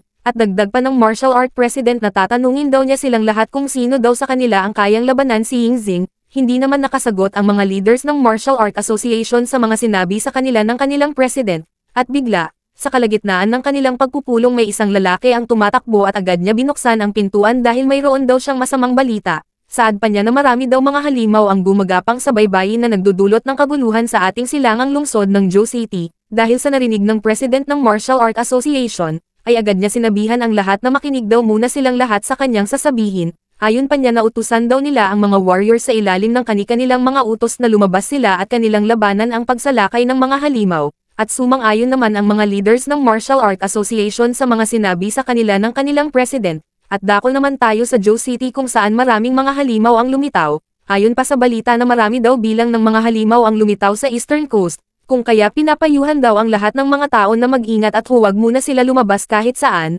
at sa ilang sandali bigla na lang tinamaan ng isang apoy ang lumilipad na halimaw, at makikita ito nga ng laki ang mga mata habang kinakaladkad ng apoy na tumama sa kanya papunta sa building. Ang umatake pala sa halimaw ay si Lubo. Tawang-tawa naman ito habang kanyang inaasinta kanina ang halimaw dahil simula daw nga tinuruan siya ni Master Yingzing kung paano gumamit ng chi refining technique. Ang kanya daw galaw ngayon ay sobrang flexible at mas lalo pa daw siyang bumilis. Sinabihan naman si Lubo ng dalawang tukmol na Senior Lubo please easy lang daw ito sa pagpatay sa mga halimaw dahil pati daw sila nadadamay na sa kanyang ginawang atake. Samantala, sa hindi naman kalayuan sa kanilang kinaroroonan ay makikita ang mga tao nga nagsisitakbuhan papalayo sa mga halimaw at makikita ito na kanilang kinakain ang mga tao na kanilang nahuhuli, at bigla na lang itong inatake gamit ang banal na yelo at madali lang naglaho ang mga halimaw nga nang gugulo sa mga tao. Ang umatake pala sa mga halimaw gamit ang banal na yelo ay si Lin Chenzo, at kanyang sinabihan ang mga tao nga ang mga halimaw daw dito banda sa kanya ay naubos na, kung kaya pinapayuhan daw niya ang lahat na dito daw sila pumunta sa kanyang kinaroroonan. Nagsalita naman ang mga tao na ang Chin Sek daw ay nandito na, sa wakas daw ay maliligtas na sila, nandito daw ang Chin Sek upang sila ay i-rescue, at wala naman oras na sinayang sila Lin Chenzo at dali-dali silang lumipat ng lugar kung saan mayroon pang mga halimaw nga nang gugulo, at sa itaas ng himpapawid makikita ang isang gintong aura nga nagtitipon. Ang aura pala na ito ay nanggaling sa ating bida, at ito ay nakasakay kay Jiu Ying nga nag-anyo ng isang dragon na mayroong maraming ulo. Saad pa ng ating bida kay Jiu Ying na sa tulong ng mga disipulo ng sektang Qin ay magiging mas epektibo ang kanyang pagsipsip ng espiritual na enerhiya. Nasabi na lang ni Jiu Ying sa kanyang sarili na ang kanya daw master ay masyadong matalino. Isa daw talaga siyang totoong emperador mula noon hanggang ngayon, at sa tulong ng mga disipulo ng sekta ng Qin hindi kami mag-aalala tungkol sa kakulangan ng espiritual na kapangyarihan sa hinaharap, at bigla, mayroon mga nilalang ang biglang lumapit sa kinaroroonan ng ating bida. Ito ay ang mga flying heads. Sila ay pugot na mga multo na ang mga ulo ay maaaring lumipad, biglang-bigla naman ang ating bida sa kanyang nasaksihan dahil hindi daw niya inaasahan na may mga multo at demonyong hayop sa kasalukuyang mundo, at nang akma na sanang atakehin ng ating bida ang lumitaw na flying heads bigla na lang may isang lalaki na nanggaling sa Martial Art Association ang lumitaw galing sa likod ng ating bida. Saad pa niya sa ating bida na iwan na daw niya sa kanya itong mga ito, dahil siya na daw ang bahala na pumatay nitong mga nilalang na ito sa kanilang harapan. Sigaw pa ng mayabang na lalaki sa ating bida na sila daw na mga bayani ay laging lumilitaw sa mga mahahalagang sandali gaya nitong mga kaganapan ngayon, at ngiting sabi pa ng mayabang na lalaki sa ating bida na siya daw ay isang bayani. Ang lalaki pala na ito ay isang A-class warrior nga nanggaling sa Mech Battle Warrior. Habang ito ay nakatingin sa ating bida kanyang sinabihan ang ating bida nga na manghaba daw siya sa kanyang mga pinakitang skills kanina. Hindi na daw iyon nakapagtataka dahil isa siyang martial artist na labis na mga magagaling, at dagdag pa niya sa ating bida na kayong mga cultivators ay hindi magagaling tulad nilang mga martial artist. Hindi naman makasagot ang ating bida sa mga kayabangan ng lalaki sa kanyang harapan, at kanila nalang sinigawan ang mayabang na lalaki na tumingin daw muna ito sa kanyang likod bago magyabang. Hindi naman nakinig ang mayabang na lalaki sa mga sinabi ng ating bida sa kanya. Sa kanya palang likod ay mayroong isang malaking ulo ng halimaw ang lumitaw at ito ay nakangiti habang tinitingnan ang mayabang na lalaki sa kanyang harapan, at walang ano-ano agad na kinain ng halimaw ang mayabang na lalaki at makikita ito na wala nang nagawa sa pagkagat sa kanyang kalahati sa kanyang katawan at ito ay agad nga nawalan ng buhay, at ang ating bida naman na nakakita sa mga kaganapan ay agad na kumilos upang kanya nang patayin ang malaking flying heads at ito ay naghanda ng kanyang spells, at makikita na nga sa daliri ng ating bida na mayroong isang bagay na unti-unting lumabas. Ito pala ay ang tinatawag na Lanya Stone Tablet. Biglang-bigla naman ang ibang mga flying heads sa kanilang nakikita at ito ay wala nang nasabi dahil sa sobrang laki ng pinakawalang spells ng ating bida. Saad pa ng ating bida na ito daw na kanyang pinakawalan na spell ay isang Lanya Stone. Ito ay isang eksklusibong token na nakaukit sa tagumpay ng higanteng Qin. Sigaw pa ng ating bida sa lahat na maaari daw niyang sugpuin ang lahat ng mga demonyo para sa walang hanggan. At makikita na nga na nadaganan ang isang flying head sa ginawang spell ng ating bida at ito ay hindi na makagalaw dahil sa sobrang bigat ng giant stone na pinakawalan ng ating bida. at dahil sa ginawang atake ng ating bida makikita ang buong lugar na ito ay nagliwanag ng sobrang lawak halos balutin na ang buong lugar. Napasigaw na lang ang mga ibang tao nga nakakita sa malaking liwanag, na ano daw ba itong liwanag na kanilang nakikita ngayon, sino daw ba ang nagpakawala ng isang nuclear weapon sa kanilang lugar. Sabi naman ng iba pang mga tao na hindi daw kapani-pani walang kapangyarihan maging ang lupa ay nanginginig dahil dito, habang si Lubo naman ay kanyang tinuro ang pananggagalingan ng liwanag dahil ang kanila daw kagalang-galang na emperor ay kumilos na upang sugpuin ang mga halimaw na lumitaw sa lugar na ito, at sa hindi naman kalayuan may isang nilalang na nakasuot ng makalumang baluti, at ito ay nakatingin sa malaking liwanag na pinakawalan ng ating bida. Sabi pa niya sa kanyang sarili na ang ganoon daw na banal na liwanag ay ang kanya lang daw kamahalan ang makakagamit sa ganoon kalakas na banal na liwanag, at dagdag pa niya na ang kanya daw pagtawin sa hangganan ng dimensyon ay sa wakas na hanap na daw niya ang kanyang kamahalan. Ang lalaki pala na ito ay si Meng Tian, na isang tapat na tauhan ng ating bida nga nang galing sa Immortal World. Ayon pa sa balita na ngayon daw umaga maraming bilang ng mga halimaw ang lumitaw, at ang kanila daw inatake ay ang East Sea City. Pero sa mabuti daw na palad ay tila dumating si Yingxing ang reinkarnasyon ng emperador at pinangunahan ang mga disipulo ng sekta ng Qin upang matagumpay na pigilan ang pagsalakay ng mga halimaw. Ang ating bida naman nga nakatingin sa kanyang napatay na halimaw ay nasabi na lang sa kanyang sarili na ang espiritual na enerhiyang nakapaloob sa mga multo at halimaw na ito ay higit pa daw sa kanyang inaakala. Si Lubo naman ay kanyang sinigawan ang mga reporter na paarang-harang sa kanyang dinadaanan na magsialis daw sila sa kanyang dinadaanan. Sabi naman ng reporter sa mga taong nanonood online habang kanyang tinitingnan si Lubo na mga kaibigan ng madla may sumakay sa isang motorsiklo papunta sa eksena. Dahil abala ang reporter sa pag-ulat sa kanilang nakikita hindi nila namalayan na sila ay nasagasaan ni Lubo, at makikita ito nga tumilapon sa gilid. Ayon pa ni Lubo sa mga reporter na kanyang sinasagasaan, na hindi daw niya alam na sira pala ang brake ng kanyang minamanihang motorsiklo, at nang nakarating na si Lubo kung saan ang ating bida, agad itong yumuko at kanya daw inuulat na ang lahat daw ng mga halimaw ay matagumpay na napatay dito sa buong lugar. Sabi naman ng ating bida kay Lubo, na magaling daw ang kanya daw mga military ay nakilala na din paminsan-minsan. Si Lubo naman ay tuwang-tuwa at nagpapasalamat sa ating bida sa kanyang papuri sa kanya, at napaisip na lang si Lubo sa kanyang hinaharap sa pamumuno ng kanyang Master Yin Shen na naniniwala daw siya na hindi magtatagal bago daw siya ma-promote at maging isang pinagkakatiwalaan at minamahal na general sa buong Qin sect. At makikita sa kanyang mukha na ito ay naglalaway dahil hindi na daw siya makapaghintay na mangyari ang pagkakataon na iyon, kung pagbubutihin lang niya ang kanyang trabaho. Sa ilang sandali mayroong isang malakas na apoy ang galing sa itaas at ito ay papunta kung saan naruroon ang ating bida at si Lubo. Agad naman gumitna si Lubo sa ating bida. Sabi pa ni Lubo sa ating bida na mag-ingat daw ito, dahil hindi daw ito basta-bastang spiritual energy lang, dahil ang kanyang nararamdaman sa bagay na ito daw ay isang malaking bukol ng apoy na mayroong makapal na spiritual energy, at ang ating bida naman ay kampante lang sa kanyang nakikita na papalapit sa kanila. Ang papalapit pala sa kanila ay si Ming Tian, at makikita ang lakas ng kanyang aura ng ito ay lumapag na sa lupa. Napatakip na lang si Lubo sa kanyang mukha dahil sa lakas ng impact ng paglapag ni Ming Tian, at agad naman humingi ng paggalang si Ming Tian sa ating bida nang ito ay kanya nang nakita sa kanyang harapan.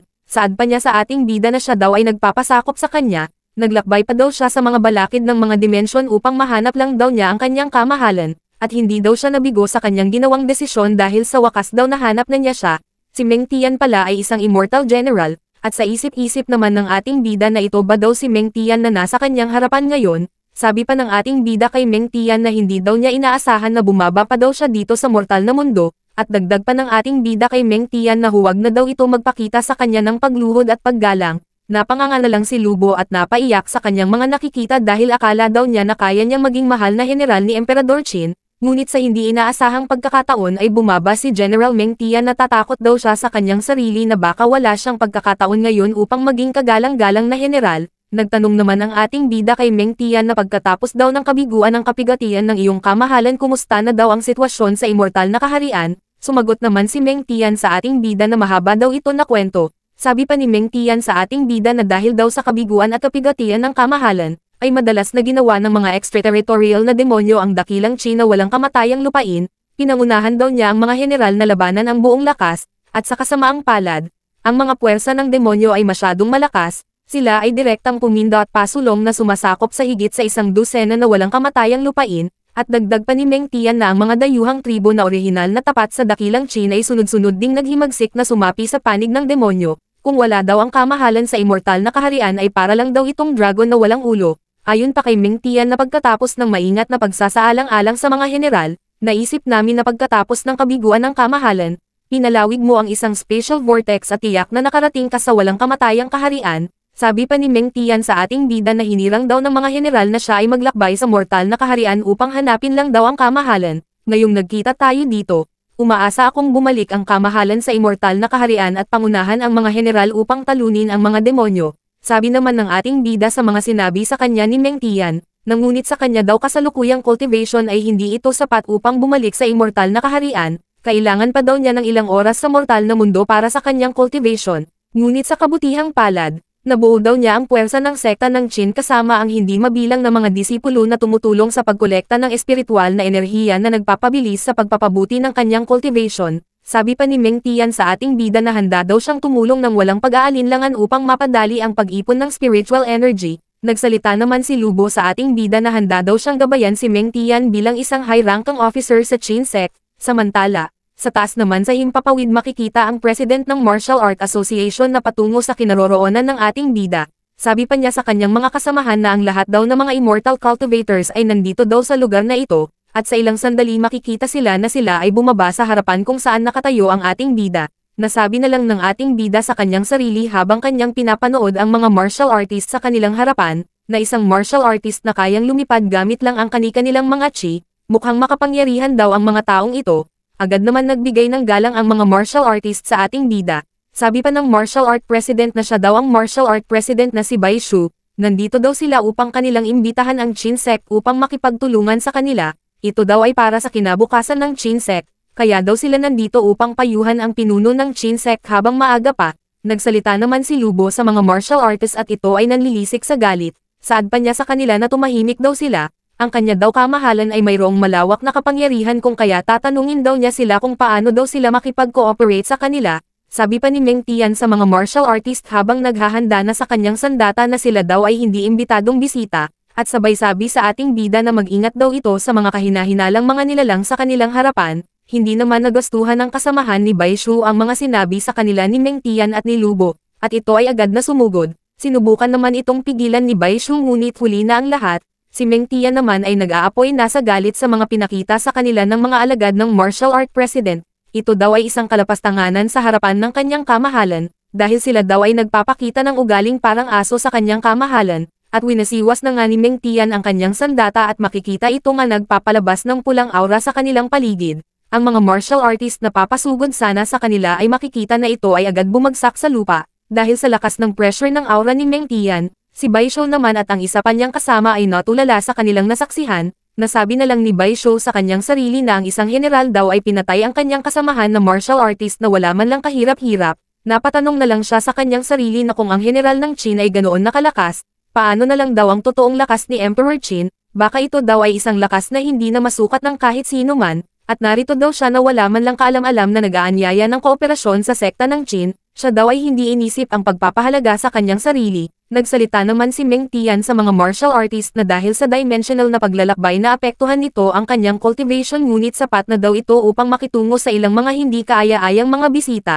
Habang si Lubo naman ay napatingin na lang kay Meng Tian at ito ay manghang-mangha dahil sobrang cool daw ang kanyang pinakitang lakas kanina, at makikita na agad lumuhad si Bai Shu sa harapan ng ating bida. Sabi pa niya na ang kanya daw mga junior ay may mata ngunit hindi nila nakilala ang Mount Tai, sana patawarin daw sila ni Emperor Qin, at dagdag pa ni Bai Shu sa ating bida na handa daw silang mag-alok ng mahalagang impormasyon tungkol sa Celestial Grassland na ang Secret Realm. Nagtanong naman ang ating bida patungkol sa Celestial Grassland Realm kung ito daw ba ay nasa lokasyon sa Panglay Immortal Island. Sabi naman ni Bai Shu sa ating bida na tama daw doon daw ang lokasyon ng Celestial Grassland Realm. Ayon pa ni Bai Shu sa ating bida na kahapon lang daw ito lumabas mula sa dagat, at ang silangang bansang Ying Island ay nagpadala ng mga tao upang salakayin ang teritoryong ito na kabilang sa ating sekta ng Qin at bilang karagdagan. Pinalayas din nila ang mga halimaw mula sa Ying sa teritoryo ng dakilang Qin na nagdudulot ng mga pag-atake sa iba't ibang malalaking lungsod. Masasabi daw nila na ang mga tao sa isla ng Ying ay nagkikinkom ng masasamang intensyon laban sa atin. Ayon naman ng ating bida sa mga paliwanag ni Bai Shu patungkol sa Celestial Grassland Realm, nga nakikita na daw niya kung ano ang pulot dulo nito. Sa isip-isip naman ng ating bida na ang lupain daw ng Ying Island ay isang barbaric noon pa man, at ngayon naglakas sila ng loob na magyabang sa mga karatig bansa. Dapat daw na noong tumulak si Shu Fu noon, ay sinuportahan niya ang bloodline forces sa Ying Island, at sa ilang sandali nagsalita ang ating bida sa kanilang lahat. nalaganap na daw ang mga dayuhang lahi, at sila ay nanggugulo sa buong mundo. Kailangan daw niyang pumunta doon ng personal upang bawiin ang Celestial Grassland Realm, at kanya daw tatalunin ang sumakop sa Ying Island. Habang papaalis na ang ating bida, nagsalita naman si Bai Shu sa kanya na kapag kasama daw ang makapangyarihang figure na tulad mo na nangunguna sa ekspedisyon na muling mag-reclaim sa isla ng Ying na walang alinlangan, ay tiyak na magagawa daw nilang makuha ulit ang Ying Island. Sabi pa ng ating bida kay Meng Tian at Jiu Ying na makinig daw sila sa kanyang sasabihin sa kanila ngayon, bukas daw isama daw nila si Lin Chenzo sa kanilang pagpunta sa Celestial Grassland Realm.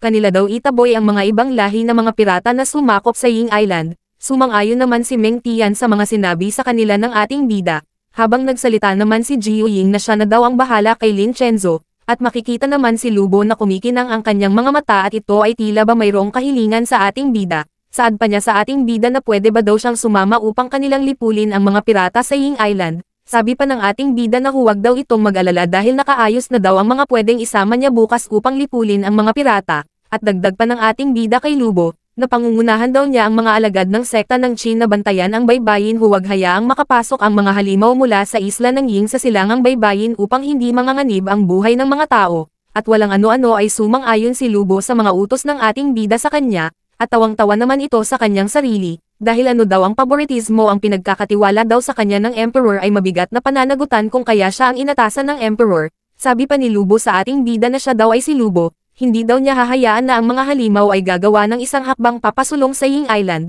Nasabi na lang ni Bai Shu sa kanyang sarili na desidido si Emperor Qin sa mga usaping militar sa ilalim ng kanyang proteksyon, tiyak na babawiin ng Huaxia ang lihim na kaharian ng Celestial Grassland at magtatagumpay nilang makuha muli ang Ying Island. At lumipas na nga ang kinabukasan, makikita ang mga maraming mga martial artist at mga cultivators nga nagtitipon sa gilid ng karagatan. At nagsalita na nga si Lin Chenzo kay Jiu Ying na napakarami daw tao dito para lang makita sila, ang mga mamamayan daw sa baybayin ay napakasigla. Sumagot naman si Jiu Ying sa mga sinabi ni Lin Chenzo na syempre ang ganitong engranding okasyon lamang ang nararapat sa katayuan na imperial ng ating kamahalan, at makikita na nga na pinagkakaguluhan ng mga maraming mga tao ang ating bida. Habang si Lubo naman ay kanyang binabantayan ang kanyang kamahalan sa mga taong gustong makipag-shake hands sa kanya, at gustong humingi ng autograph. Ayon pa ng mga maraming mga tao na batid daw nila na ang emperador daw ay magtatagumpay sa kanilang misyon, nasabi na lang ng ating bida sa kanyang sarili na hindi daw niya inaasahan na maraming mga tao ang pupunta sa lugar na ito upang masaksihan lang siya,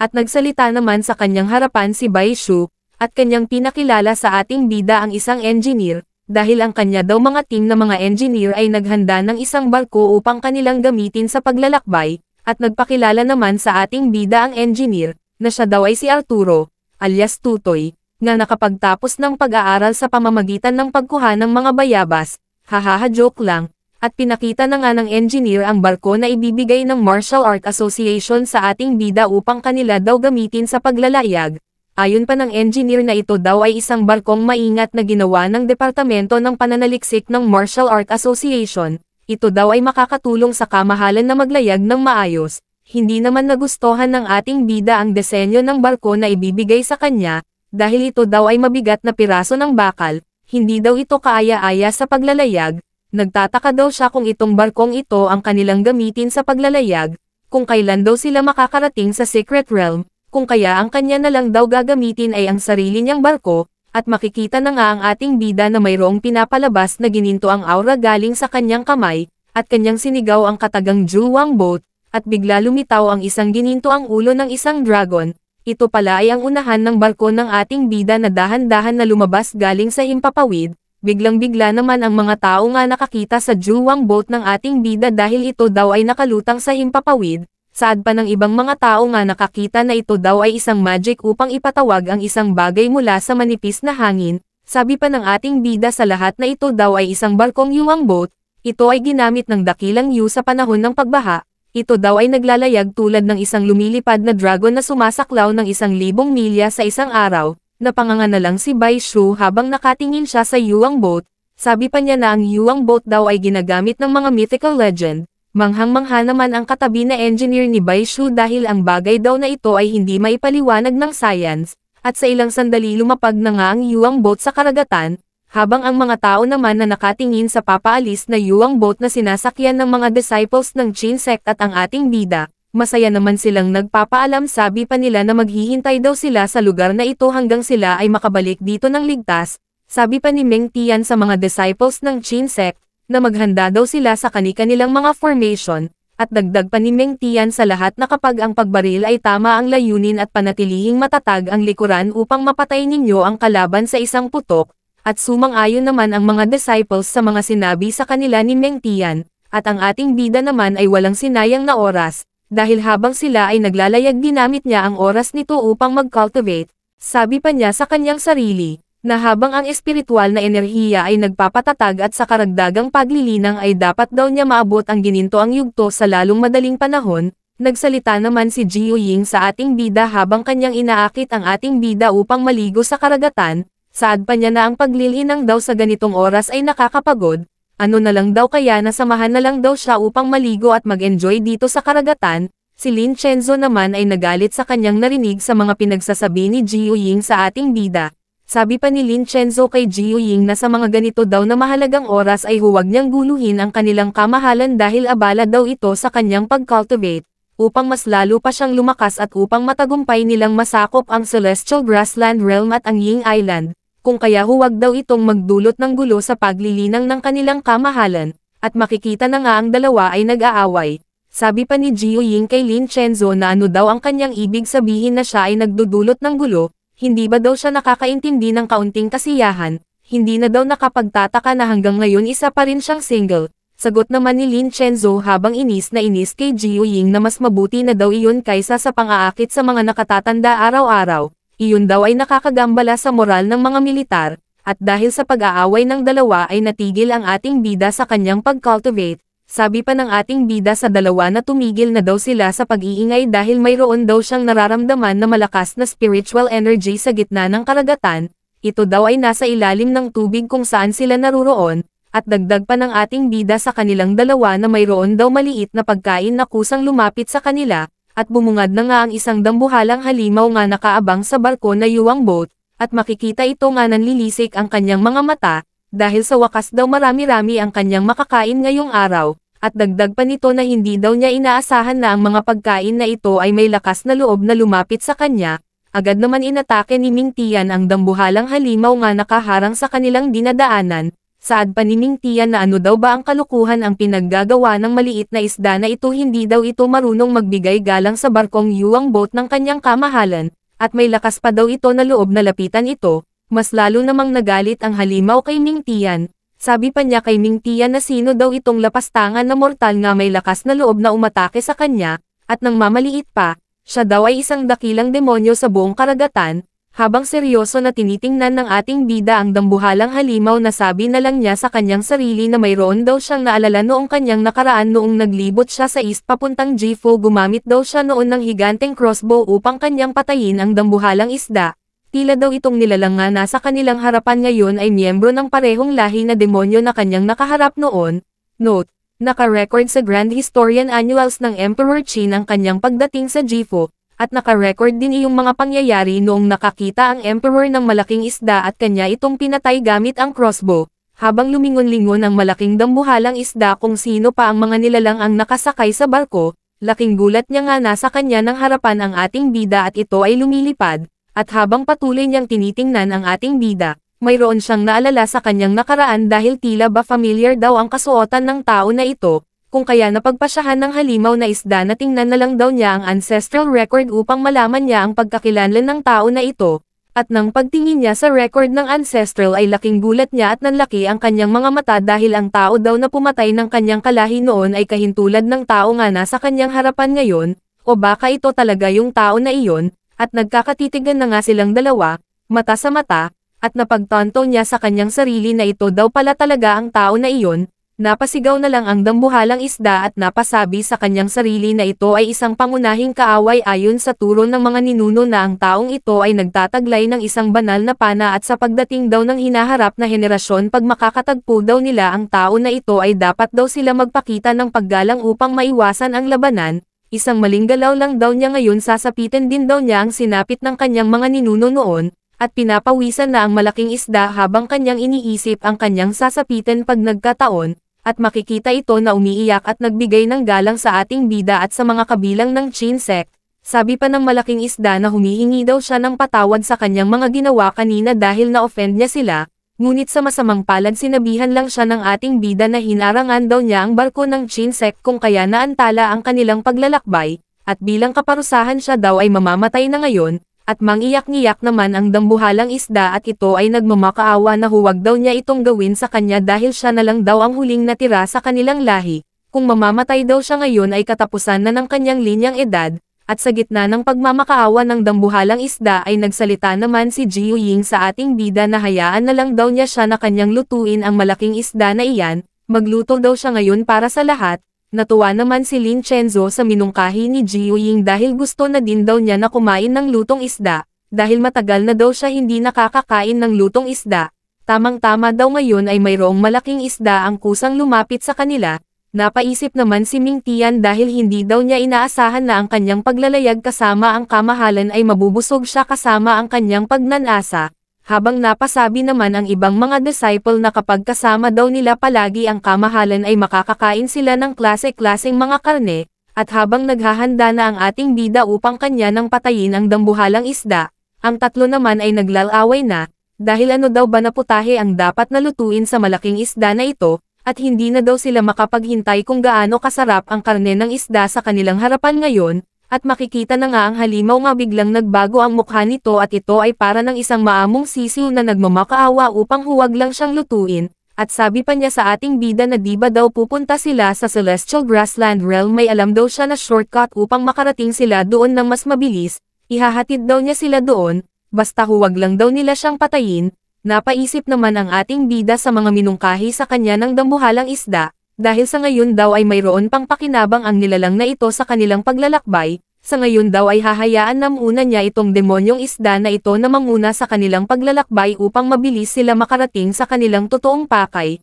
saka na lang daw niya i-absorb ang spiritual na enerhiya nito at kainin kapag natapos na sila sa kanilang misyon, at nagsalita na nga ang ating bida sa malaking demonyong isda na sa ngayon daw ay mayroon pa silang sapat na pagkain kung kaya hahayaan daw niya siya na manguna sa kanilang paglalakbay. At tuwang-tuwa naman ang isda sa mga sinabi sa kanya ng ating bida at ito ay nagbigay ng paggalang at nagpapasalamat dahil binigyan daw niya siya ng pangalawang pagkakataon kung kaya siya na daw ang bahala na manguna sa kanilang paglalayag. At maya-maya ay makikita ang higanteng demonyong isda na kanyang hila-hila ang barko na yuwang boat upang kanyang gabayan sa paglalakbay patungo sa Celestial Grassland Secret Realm. At nagsalita ang demonyong higanteng isda sa kanilang lahat na ang Celestial Grassland Realm daw sa ngayon ay matagumpay nga na sealed ng mga tao na kabilang sa Ying Island, at sila ay nagpadala ng mga malalakas na mga tao upang mag-cast ng barrier doon sa lugar, at dagdag pa ng isda na marami na daw na mga halimaw ang sumubok na lumapit doon ngunit hindi nila magawang makapasok dahil sa nakaharang na isang malakas na barrier doon.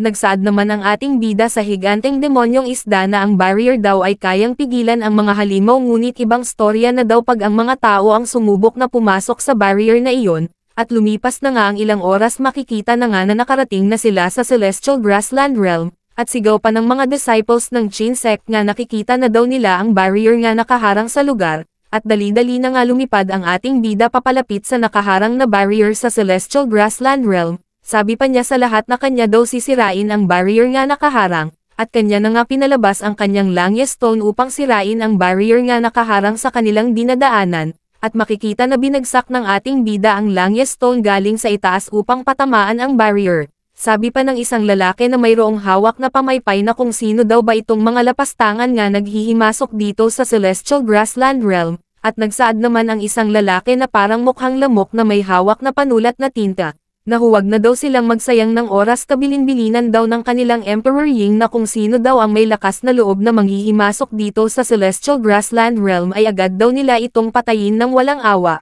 Habang ang ating bida naman ay nagbigay ng utos sa mga officials ng Chin sect, sabi pa niya sa kanilang lahat na lipulin daw nila kung sino man ang kanilang makikita na mga dayuhan sa loob ng Celestial Grassland Realm, at sumang-ayon naman ang mga officials ng Chin sect sa mga utos sa kanila ng ating bida. At nang nakapasok na si Ming Tian sa loob ng barrier agad naman siyang inatake ng lalaki na may hawak na pamaypay, at kanyang ginamit ang kanyang teknik na tinatawag na Yin Yang Technique Divine Wind Slash, at makikita ang maliit na buhawi na tatama na kay Ming Tian, ngunit walang kahirap-hirap na hinarangan lang ni Meng Tian ang ginawang atake sa kanya ng lalaki na mayroong hawak na pamaypay. Sabi pa ni Meng Tian sa kanila na siya daw na isang mandirigma ay hindi magawang mapinsala ng teknik na wind slash, at makikita na nga na ang ginawang atake ni Meng Tian ay naghugis pula na mabangis na tiger. Nagsalita naman ang lalaking may hawak na pamaypay kay Meng Tian, na sila daw na mga lapastangan na nanghihimasok dito sa Celestial Grassland Realm ay mayroong mga klase-klaseng mga teknik,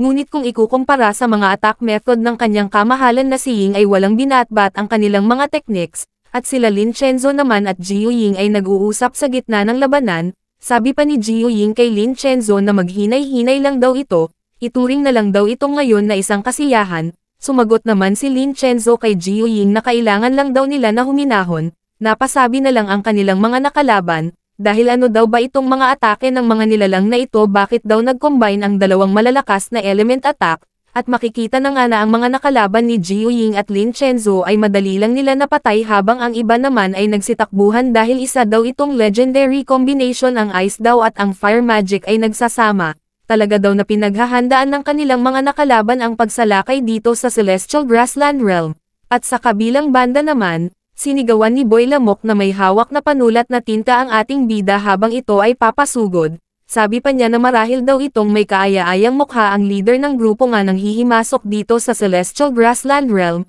at ang ating bida naman ay kampante lang habang kanyang hinihintay ang papasugod sa kanya na si Boy Lamok, at nang nasa malapit na si Boy Lamok sa ating bida at kanya nang ginuguhit ang kanyang obra maestro, kanyang sinigaw sa ating bida na ito daw na obra na kanyang guguhitin ngayon ay para sa karangalan ng kanilang Ying Island, at dagdag pa ni Boy Lamok na itong obra na kanyang guguhitin ngayon ay nilikha 100 years na ang nakalipas at ito daw ay bihirang matalo ng sino man, at makikita ang ating bida nga tila ba excited kung ano ang nilalang na guguhitin ni Boy Lamok sa kanyang harapan. Sabi pa niya kay Boy Lamok na maghihintay daw siya sa kanyang obra na kanyang guguhitin. Si Boy Lamok naman nga nakikinig ay kanyang sinabihan ang ating bida, na ganun pala, tingnan natin ngayon saan ang pinagyayabang mo, at maya-maya natapos na si Boy Lamok sa kanyang pagguhit at kanyang nilikha ang Great Ape God, Spirit Summonang, at nakangiti naman si Boy Lamok habang kanyang pinagyayabang sa ating bida ang kanyang obra maestro, at inatake na nga ni Boy Lamok ang ating bida.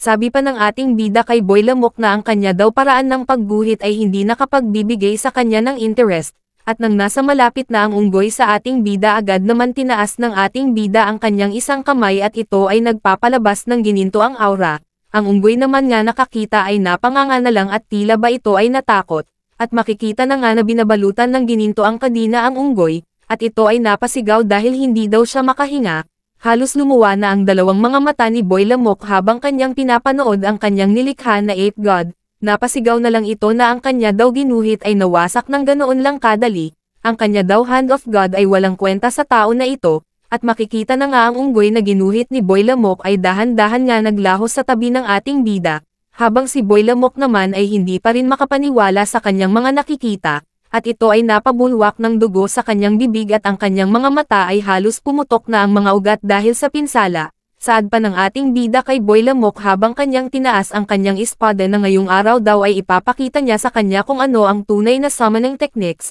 Ang mga disciples naman nga abala sa pakikipaglaban ay napatingin sa itaas dahil mayroon daw malakas na liwanag. Sigaw pa ng ibang mga disciples ng Qin sect na ang kanila daw emperor ay gumagalaw na. Nasabi na lang ng mga nakalaban ng mga disciples ng Qin sect na hindi daw nila inaasahan na mayroon ding nilalang ang Qin sect na kayang mag-summon ng mga nilalang. At habang naghahanda na ang ating bida sa kanyang summoning techniques, ay nasabi niya sa kanyang sarili na pagkatapos daw niya pag-isahin ang 6 na estado ay nagtipon daw siya ng mga sandata mula sa buong mundo at nagpanday ng 12 gintong lalaki na naglagay sa kanila sa palasyo ng Xianyang, at ito ay tinatawag na Summoning 12 Golden Men. Naka-record sa Grand Historian Biography of Qin Huang ang likha ng ating bida at sa ika-26 na taon ng paghahari ni Qin Shi Huang. Nakolekta nila ang mga sandata mula sa buong mundo at inihagis ang mga ito sa 12 gintong lalaki na bawat isa ay tumitimbang ng 1,000 kilo at inilagay ito sa palasyo, at ang 12 gininto ang lalaki ay naging walang kamatayan sa buong kasaysayan na may kakayahang bantayan ang teritoryo ng ating lupain at pumatay ng mga dayuhang kaaway, at sinigawan ng ating bida si Boy Lamok na para harapin ang mga tulad mo, itong 4 na sundalo lang sapat na. At si Boy Lamok naman nga nakakita sa kapangyarihan ng ating bida ay agad na tumakbo papalayo. At sigaw pa niya sa ating bida nga nagbibiro daw ba ito? Ito daw ay masyadong madaya. Sa ngayon daw ay kailangan daw muna niyang magpahinga, sa susunod na lang daw na pagkakataon sila maglalaban, ngunit sa isip-isip naman ni Boy Lamok na hanggat may mga bundok daw ay hindi siya magkukulang sa panggatong na kanyang susunugan upang kanyang magambala itong mga tao na ito, at inutusan na nga ng ating bida ang kanyang mga ginintoang kawal na habulin daw nila ang lalaking tumatakas. Agad naman sumang-ayon ang mga ginintoang kawal sa utos sa kanila ng ating bida. Napalingon naman si Boy Lamok sa kanyang likod at ito ay masyadong nagtataka, dahil sobrang bilis daw ng mga nilalang na humahabol sa kanya, ito daw ay nasa kanya ng malapit, at sa ilang sandali makikita si Boy Lamok nga nahabol na ng mga gininto ang kawal ng ating bida at kanila itong inatake sa kanyang katawan. Napasabi na lang si Boy Lamok habang iniinda ang kanyang pinsala, na ano daw ba itong mga nilalang na ito, bakit sobrang lakas daw ng mga ito. At nagulat naman si Boy Pamaypay dahil may biglang bumagsak sa kanyang harapan galing sa itaas. Ito pala ay si Boy Lamok na wala ng buhay, at butas ang kanyang katawan dulot ng atake ng mga kawal ng ating bida. Dahil sa mga nasaksihan ni Boy Pamaypay, ito ay napanganga na lang at halata sa kanyang mukha na ito ay naging gwapo at lumabas ang mga ugat sa kanyang mga mata, at nasabi niya sa kanyang sarili na ang kanya daw kapatid na si Boy Lamok ay namatay sa gitna ng laban. At habang abala pa si Boy Pamaypay sa kanyang pagmuni-muni sa pagkamatay ng kanyang kapatid na si Boy Lamok, sa kanya namang itaas ay makikita na ang mga kawal ng ating bida ay inatake siya galing sa itaas, at agad naman itong sinalag ni Boy Pamaypay gamit ang kanyang Divine Wind Shatter Arrow. Ngunit dahil sa lakas ng mga atake ng mga kawal ng ating bida, hindi nakaporma ang ginawang barrier ni Boy Pamaypay at ito ay nawasak, at makikita si Boy Pamaypay nga tinamaan sa kanyang dibdib. At habang nag-aagaw buhay si Boy Pamaypay, nasabi na lang niya sa kanyang sarili na hindi daw siya makapaniwala na ang kanyang ginawang barrier ay nawasak lang ng ganoon kadali, at sa kabilang banda naman, habang abala si Meng Tian sa pagpatay sa mga kalaban ay nasabi niya sa kanyang sarili na ang Qin Crossbow daw ay isang kayamanan ng Great Qin, ito daw ay mayroong kakayahan na patamaan ang libo-libo na mga sundalong mga kaaway, at kaya din itong patayin ang isang master, at nagtipon na nga silang apat. Agad naman nagpasalamat si Jiu Ying sa mga kawal ng ating bida dahil daw sa mga kawal na iyon ay madali lang nilang naipanalo ang kanilang laban. Nagsaad naman si Lin Chenzo na lahat daw ng mga natitirang mga kawal ng mga kalaban ay matagumpay na nilang napatay, sila daw ay nanalo sa unang digmaan. Sabi pa ng ating bida sa kanilang tatlo na ang sitwasyon ay naayos na, oras na daw para sakupin ang Celestial Grassland Secret Realm na may kapangyarihan ng immortal na emperador. At makikita nga na lumipad ang ating bida patungo sa itaas ng kalangitan, at agad siya nagcast ng kanyang spell. Ito ay upang matagumpay na maprotektahan ang Celestial Grassland sa kanyang kapangyarihan, at makikita na nga sa mga kamay ng ating bida na may isang maliit na bilog na gininto ang aura, at nasabi ng ating bida sa kanyang sarili na ang kanya daw elixir field ay stable at ang kanyang espiritual na enerhiya ay condensed at ang kanyang yugto ng pundasyon ay matagumpay na natapos. Kung siya daw ay matagumpay na mag-breakthrough ngayon kaya na daw niyang lumikha ng isang gininto ang core sa kanyang katawan, tuwang-tuwa naman si Lin Chenzo at si Meng Tian at ang mga disciples habang kanilang pinapanood ang ating bida. Sabi pa ni Meng Tian na ito daw ay tanda ng pag-breakthrough ng kanyang kamahalan. Makikita na nga na nagtitipon ang 5 kulay na elemento papunta sa core ng ating bida, at ito ay biglang sumabog sa buong isla ng Grassland Realm. Napasigaw na lang ang mga disciples dahil sobrang lakas daw ang enerhiya ang dumadaloy sa buong lugar. Ang mga enerhiya daw na ito ay bumubuo ng gininto ang core sa kanilang kamahalan, at sa ilang sandali namulat na ang mga mata ng ating bida,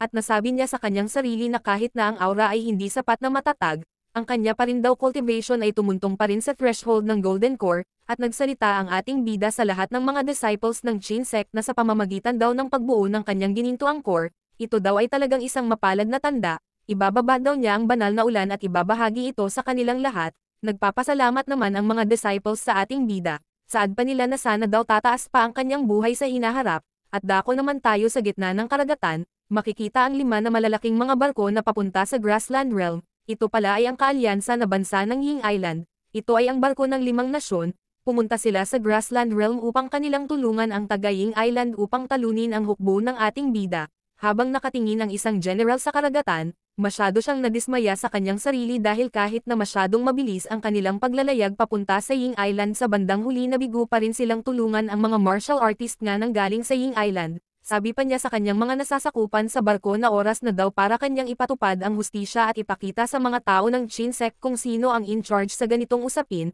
Ang tao pala na ito ay ang Commander of the Joint Fleet, siya ay si Arthur Okamoto, at nakarating na nga ang mga barko sa pangpang ng Celestial Grassland Realm at sigaw pa ng mga tao sa loob ng mga barko na maghanda daw silang lahat sa kanilang paglapag sa pangpang, at agad na nga tumalon sa pangpang si General Okamoto, at ito ay nagpapalabas ng kanyang kapangyarihan na flame aura. Manghang-mangha naman ang mga tauhan na mga marine ni General Okamoto dahil unang beses pa daw nilang nasilayan na ginamit ng kanilang general ang kanyang flame aura. Ito daw ay mayroong napakalakas na pressure. Si General Okamoto daw ay isang formidable. Talaga daw pala na isa siyang tanyag na navy. Sigaw pa ni General Okamoto sa kanyang mga tauhan habang papasugod na umatake na daw sila ngayon din. Wala daw silang sasayangin na oras sa pagkakataon na ito. Saad pa ng dalawa habang nakatingin kay General Okamoto na papasugod na sa isla, na si General Okamoto daw ay isang hybrid nga nagmula sa Ying Island, at nanggaling pa daw ito sa Western Nations. Sa tingin daw nila na malaking bagay itong tao na ito sa kanilang tagumpay sa digmaan. Ang dalawang lalaki pala na ito ay sila Bob at si Pat.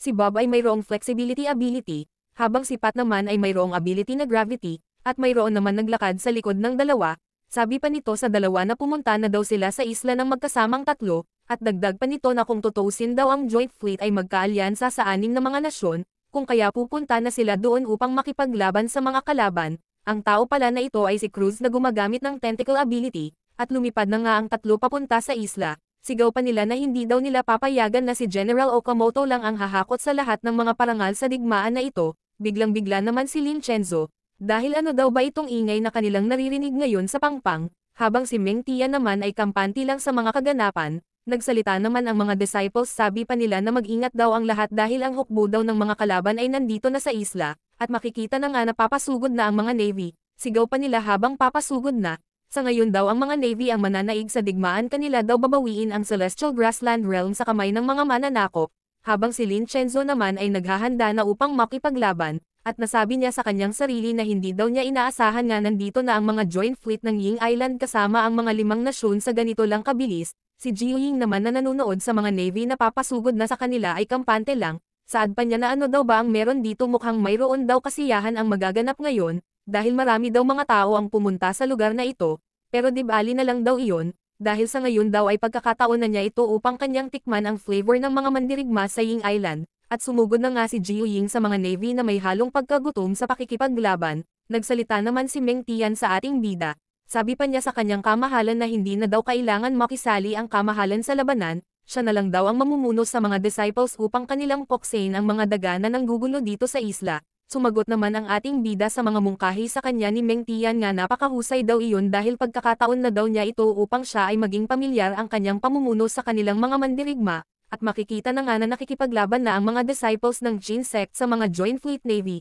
Saad pa nila na ibubuwis daw nila ang kanilang buhay, maprotektahan lang ang kanilang lupain, at inatake na nga ni Lin Chenzo ang mga navy ng kanyang ice magic. Ang mga navy naman nga tinamaan ng atake ni Lin Chenzo ay napasigaw na lang dahil sila daw ay natrap sa yellow. Dali-dali naman nagcast ng spell si General Okamoto upang kanyang palayain ang kanyang mga tauhan nga na trap sa yellow ni Lin Chenzo. Tuwang-tuwa naman ang mga tauhan ni General Okamoto dahil binigyan daw sila ng mahabang buhay ng kanilang general. At makikita naman si Lin Chenzo nga tumilapon sa ginawang atake ni General Okamoto at napasabi na lang si Lin Chenzo na hindi niya inaasahan na gumagamit pala ang tao na iyon ng fire ability. Ang apoy daw ng tao na ito ay matagumpay nga na counter ang kanyang ice magic, at bigla naman sumulpot si Jiu Ying sa likod ni Lin Chenzo upang kanyang tulungan si Lin Chenzo na hindi tumilapon sa malayo. Sabi pa ni Jiu Ying kay Lin Chenzo na mayroong halong pag-alala, na kung ayos lang daw ba ang kanyang munting snow. Nagalit naman si Lin Chenzo sa mga pinagsasabi sa kanya ni Jiu Ying dahil hindi daw ito ang oras upang magbiro, at sumugod na nga si Jiu Ying kay General Okamoto. Saad pa niya na pumunta daw siya dito upang makipaglaro sa kanya, dahil siya daw ay isang expert kung kaya manood daw ito sa kanyang gagawin at matuto. Takang-taka naman si General Okamoto sa mga pinagsasabi sa kanya ni Jiu Ying, dahil isa na naman daw babae ang nasa kanyang harapan ngayon, at nagpalabas na nga ng bilog na kulay lila na apoy sa kanyang kamay si Jiu Ying upang kanyang ipang-atake sa kanya kay General Okamoto. Sabi pa niya kay General Okamoto na ito daw na bagay sa kanyang kamay ngayon ay isa din sa mga apoy, at hindi naman nagpatinag si General Okamoto sa mga sinabi sa kanya ni Jiu Ying at makikita ang kanyang apoy nga naghugis malaking ahas at akman ng lamunin si Jiu Ying. Sigaw pa ni General Okamoto kay Jiu Ying na siya daw ang tunay na Flame King. Natawa naman si Jiu Ying sa mga pinakita sa kanya ni General Okamoto. Saad pa niya kay General Okamoto nga naglalaro lang daw ito ng ahas, at pinakita na nga ni Jiu Ying ang kanyang apoy nga naghugis dragon sa kanyang likod. Si General Okamoto naman nga nakakita sa naghugis malaking dragon na apoy ni Jiu Ying ay hindi makapaniwala at halos lumuwa na ang kanyang dalawang mata, habang kanyang tinitingnan ang apoy na dragon ni Jiu Ying, at makikita ang malaking ahas kanina na apoy ni General Okamoto ay para lang langgam dahil nanliliit ito ng tinapat sa apoy na dragon ni Jiu Ying,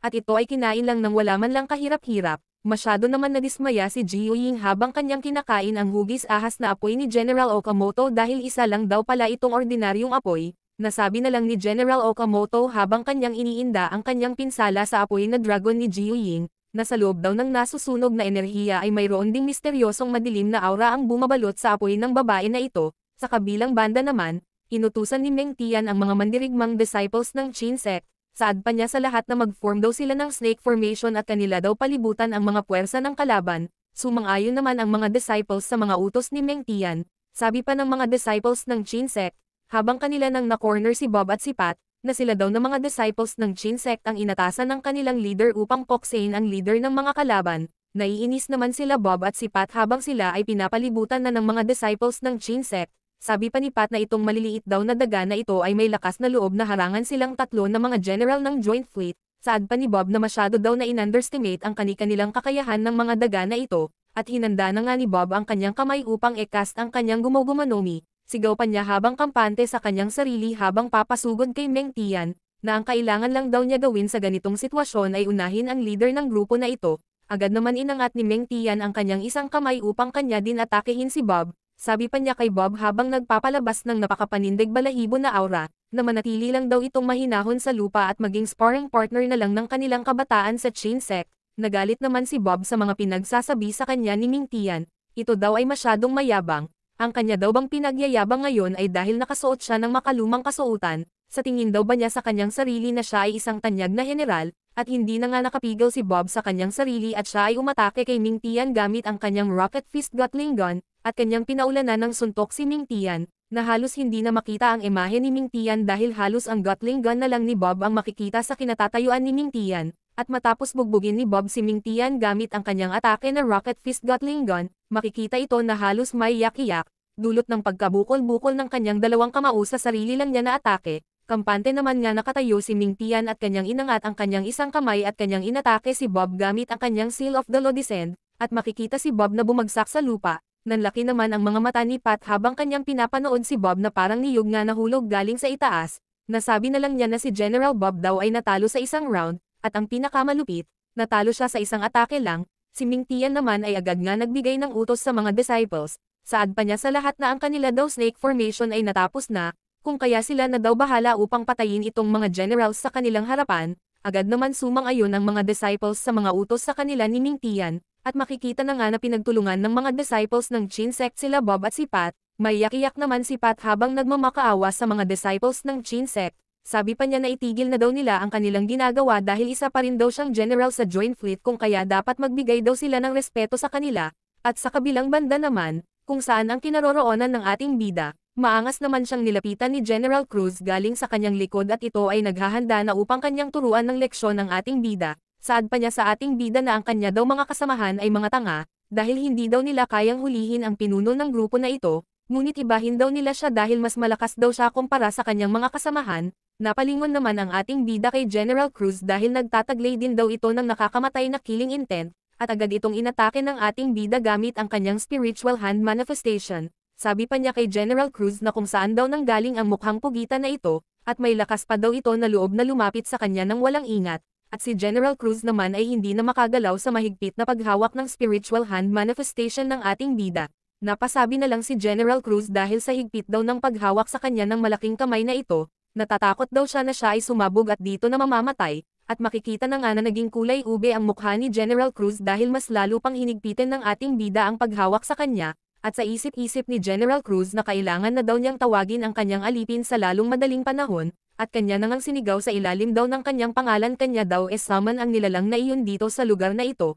at makikita na lumitaw ang isang pulang portal sa kanyang harapan, nabigla naman ang ating bida sa kanyang nasaksihan dahil ito daw ba ay isang demon summoning array, at sinabihan ng ating bida si General Cruz na mapupunta daw ito sa impyerno. Sana daw makatawag siya ng kanais-nais na demonyo upang kanyang makalaban. Wala naman pakialam si General Cruz sa mga sinabi ng ating bida sa kanya at ito ay napasigaw na lang at malapit nang sumabog ang kanyang buong katawan, dahil sa labis na higpit ng paghawak ng ating bida. Takot naman ang mga kasamahan na Navy ni General Cruz dahil hindi daw ito maari, dahil si General Cruz ay nagsummon ng isang demonyo, kaya daw pumatay ng demonyo ng isang pikit mata lang, at dahan-dahan na nga lumabas ang isang ulo ng kabayo sa summoning array. Ito ay isa sa Solomon's na ika-72 Demon Pillars rank na 66 in the hierarchy. Sigaw pa nito habang nakasakay sa kanyang kabayo na siya daw ay si Kim Ares, at sino daw ang kanyang papatayin sa mga oras na ito. Si Kim Ares ay ang 66th rank sa mga demonyo, ang namumuno sa 20 na mga legions, at siya ang nag-uutos sa kaluluwa ng impyerno sa isang bansa at nagsanay sa pagtuturo ng grammar sa mga summoner na loika at retorika na bihasa sa paghahanap ng mga various na kayamanan.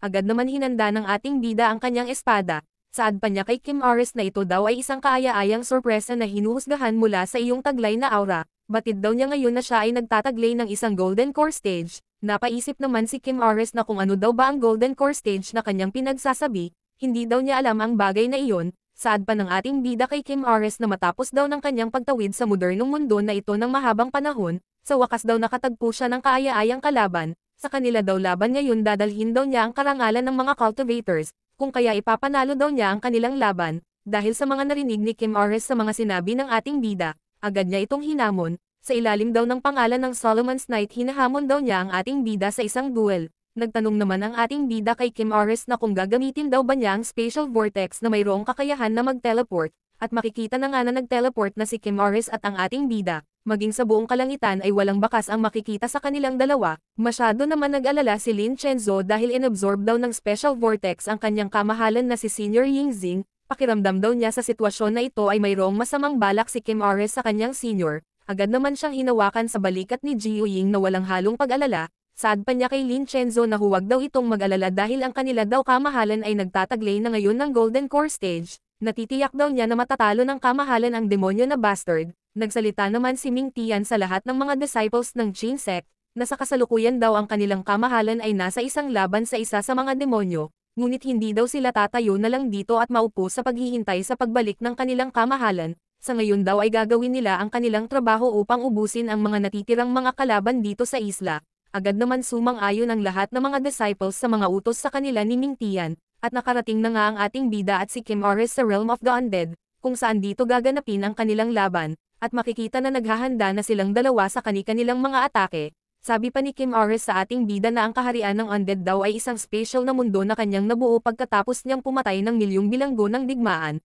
at nasa loob daw ng kaharian na ito ang mga individual na apektado ng aura ng Undead na nagpapahina sa kanilang kabuuang lakas. At nasabi naman ng ating bida habang kanyang inaanalisa ang taglay na kakayahan ng demonyo, na mas malaki daw ang kapangyarihan ng mga demonyo na mas malaki ang pangangailangan para sa matuwid na puwersa upang kanya daw itong malabanan. Kailangan na protektado ng mga banal na dragon ang banal na pangangatawan, dahil sa lugar daw na ito ay immune siya sa impluensya ng kaharian ng Undead, at dahan-dahan na nga na kinokontrol ni Kim Ares ang mga kalansay sa kanyang tabi. At sa isip-isip naman ni Kim Ares na matagal na daw niyang narinig na ang pambihirang lakas ng mga silangan ng mga cultivators, ngayon daw ay nasaksihan niya mismo ang kanilang mga pamamaraan at ito ay talagang kapansin-pansin, at makikita na nga na ang isang kalansay ay dahan-dahan na nabuo, at ito ay agad na tumayo hawak ang isang espada. Hindi lang isa ang binuhay ni Kim Ares na mga undead kung hindi ito ay hindi mabilang, ito ay nakatayo at handa ng makipaglaban sa ilalim ng mga utos ni Kim Ares. Ang ating bida naman ay naghahanda na ng kanyang isang techniques,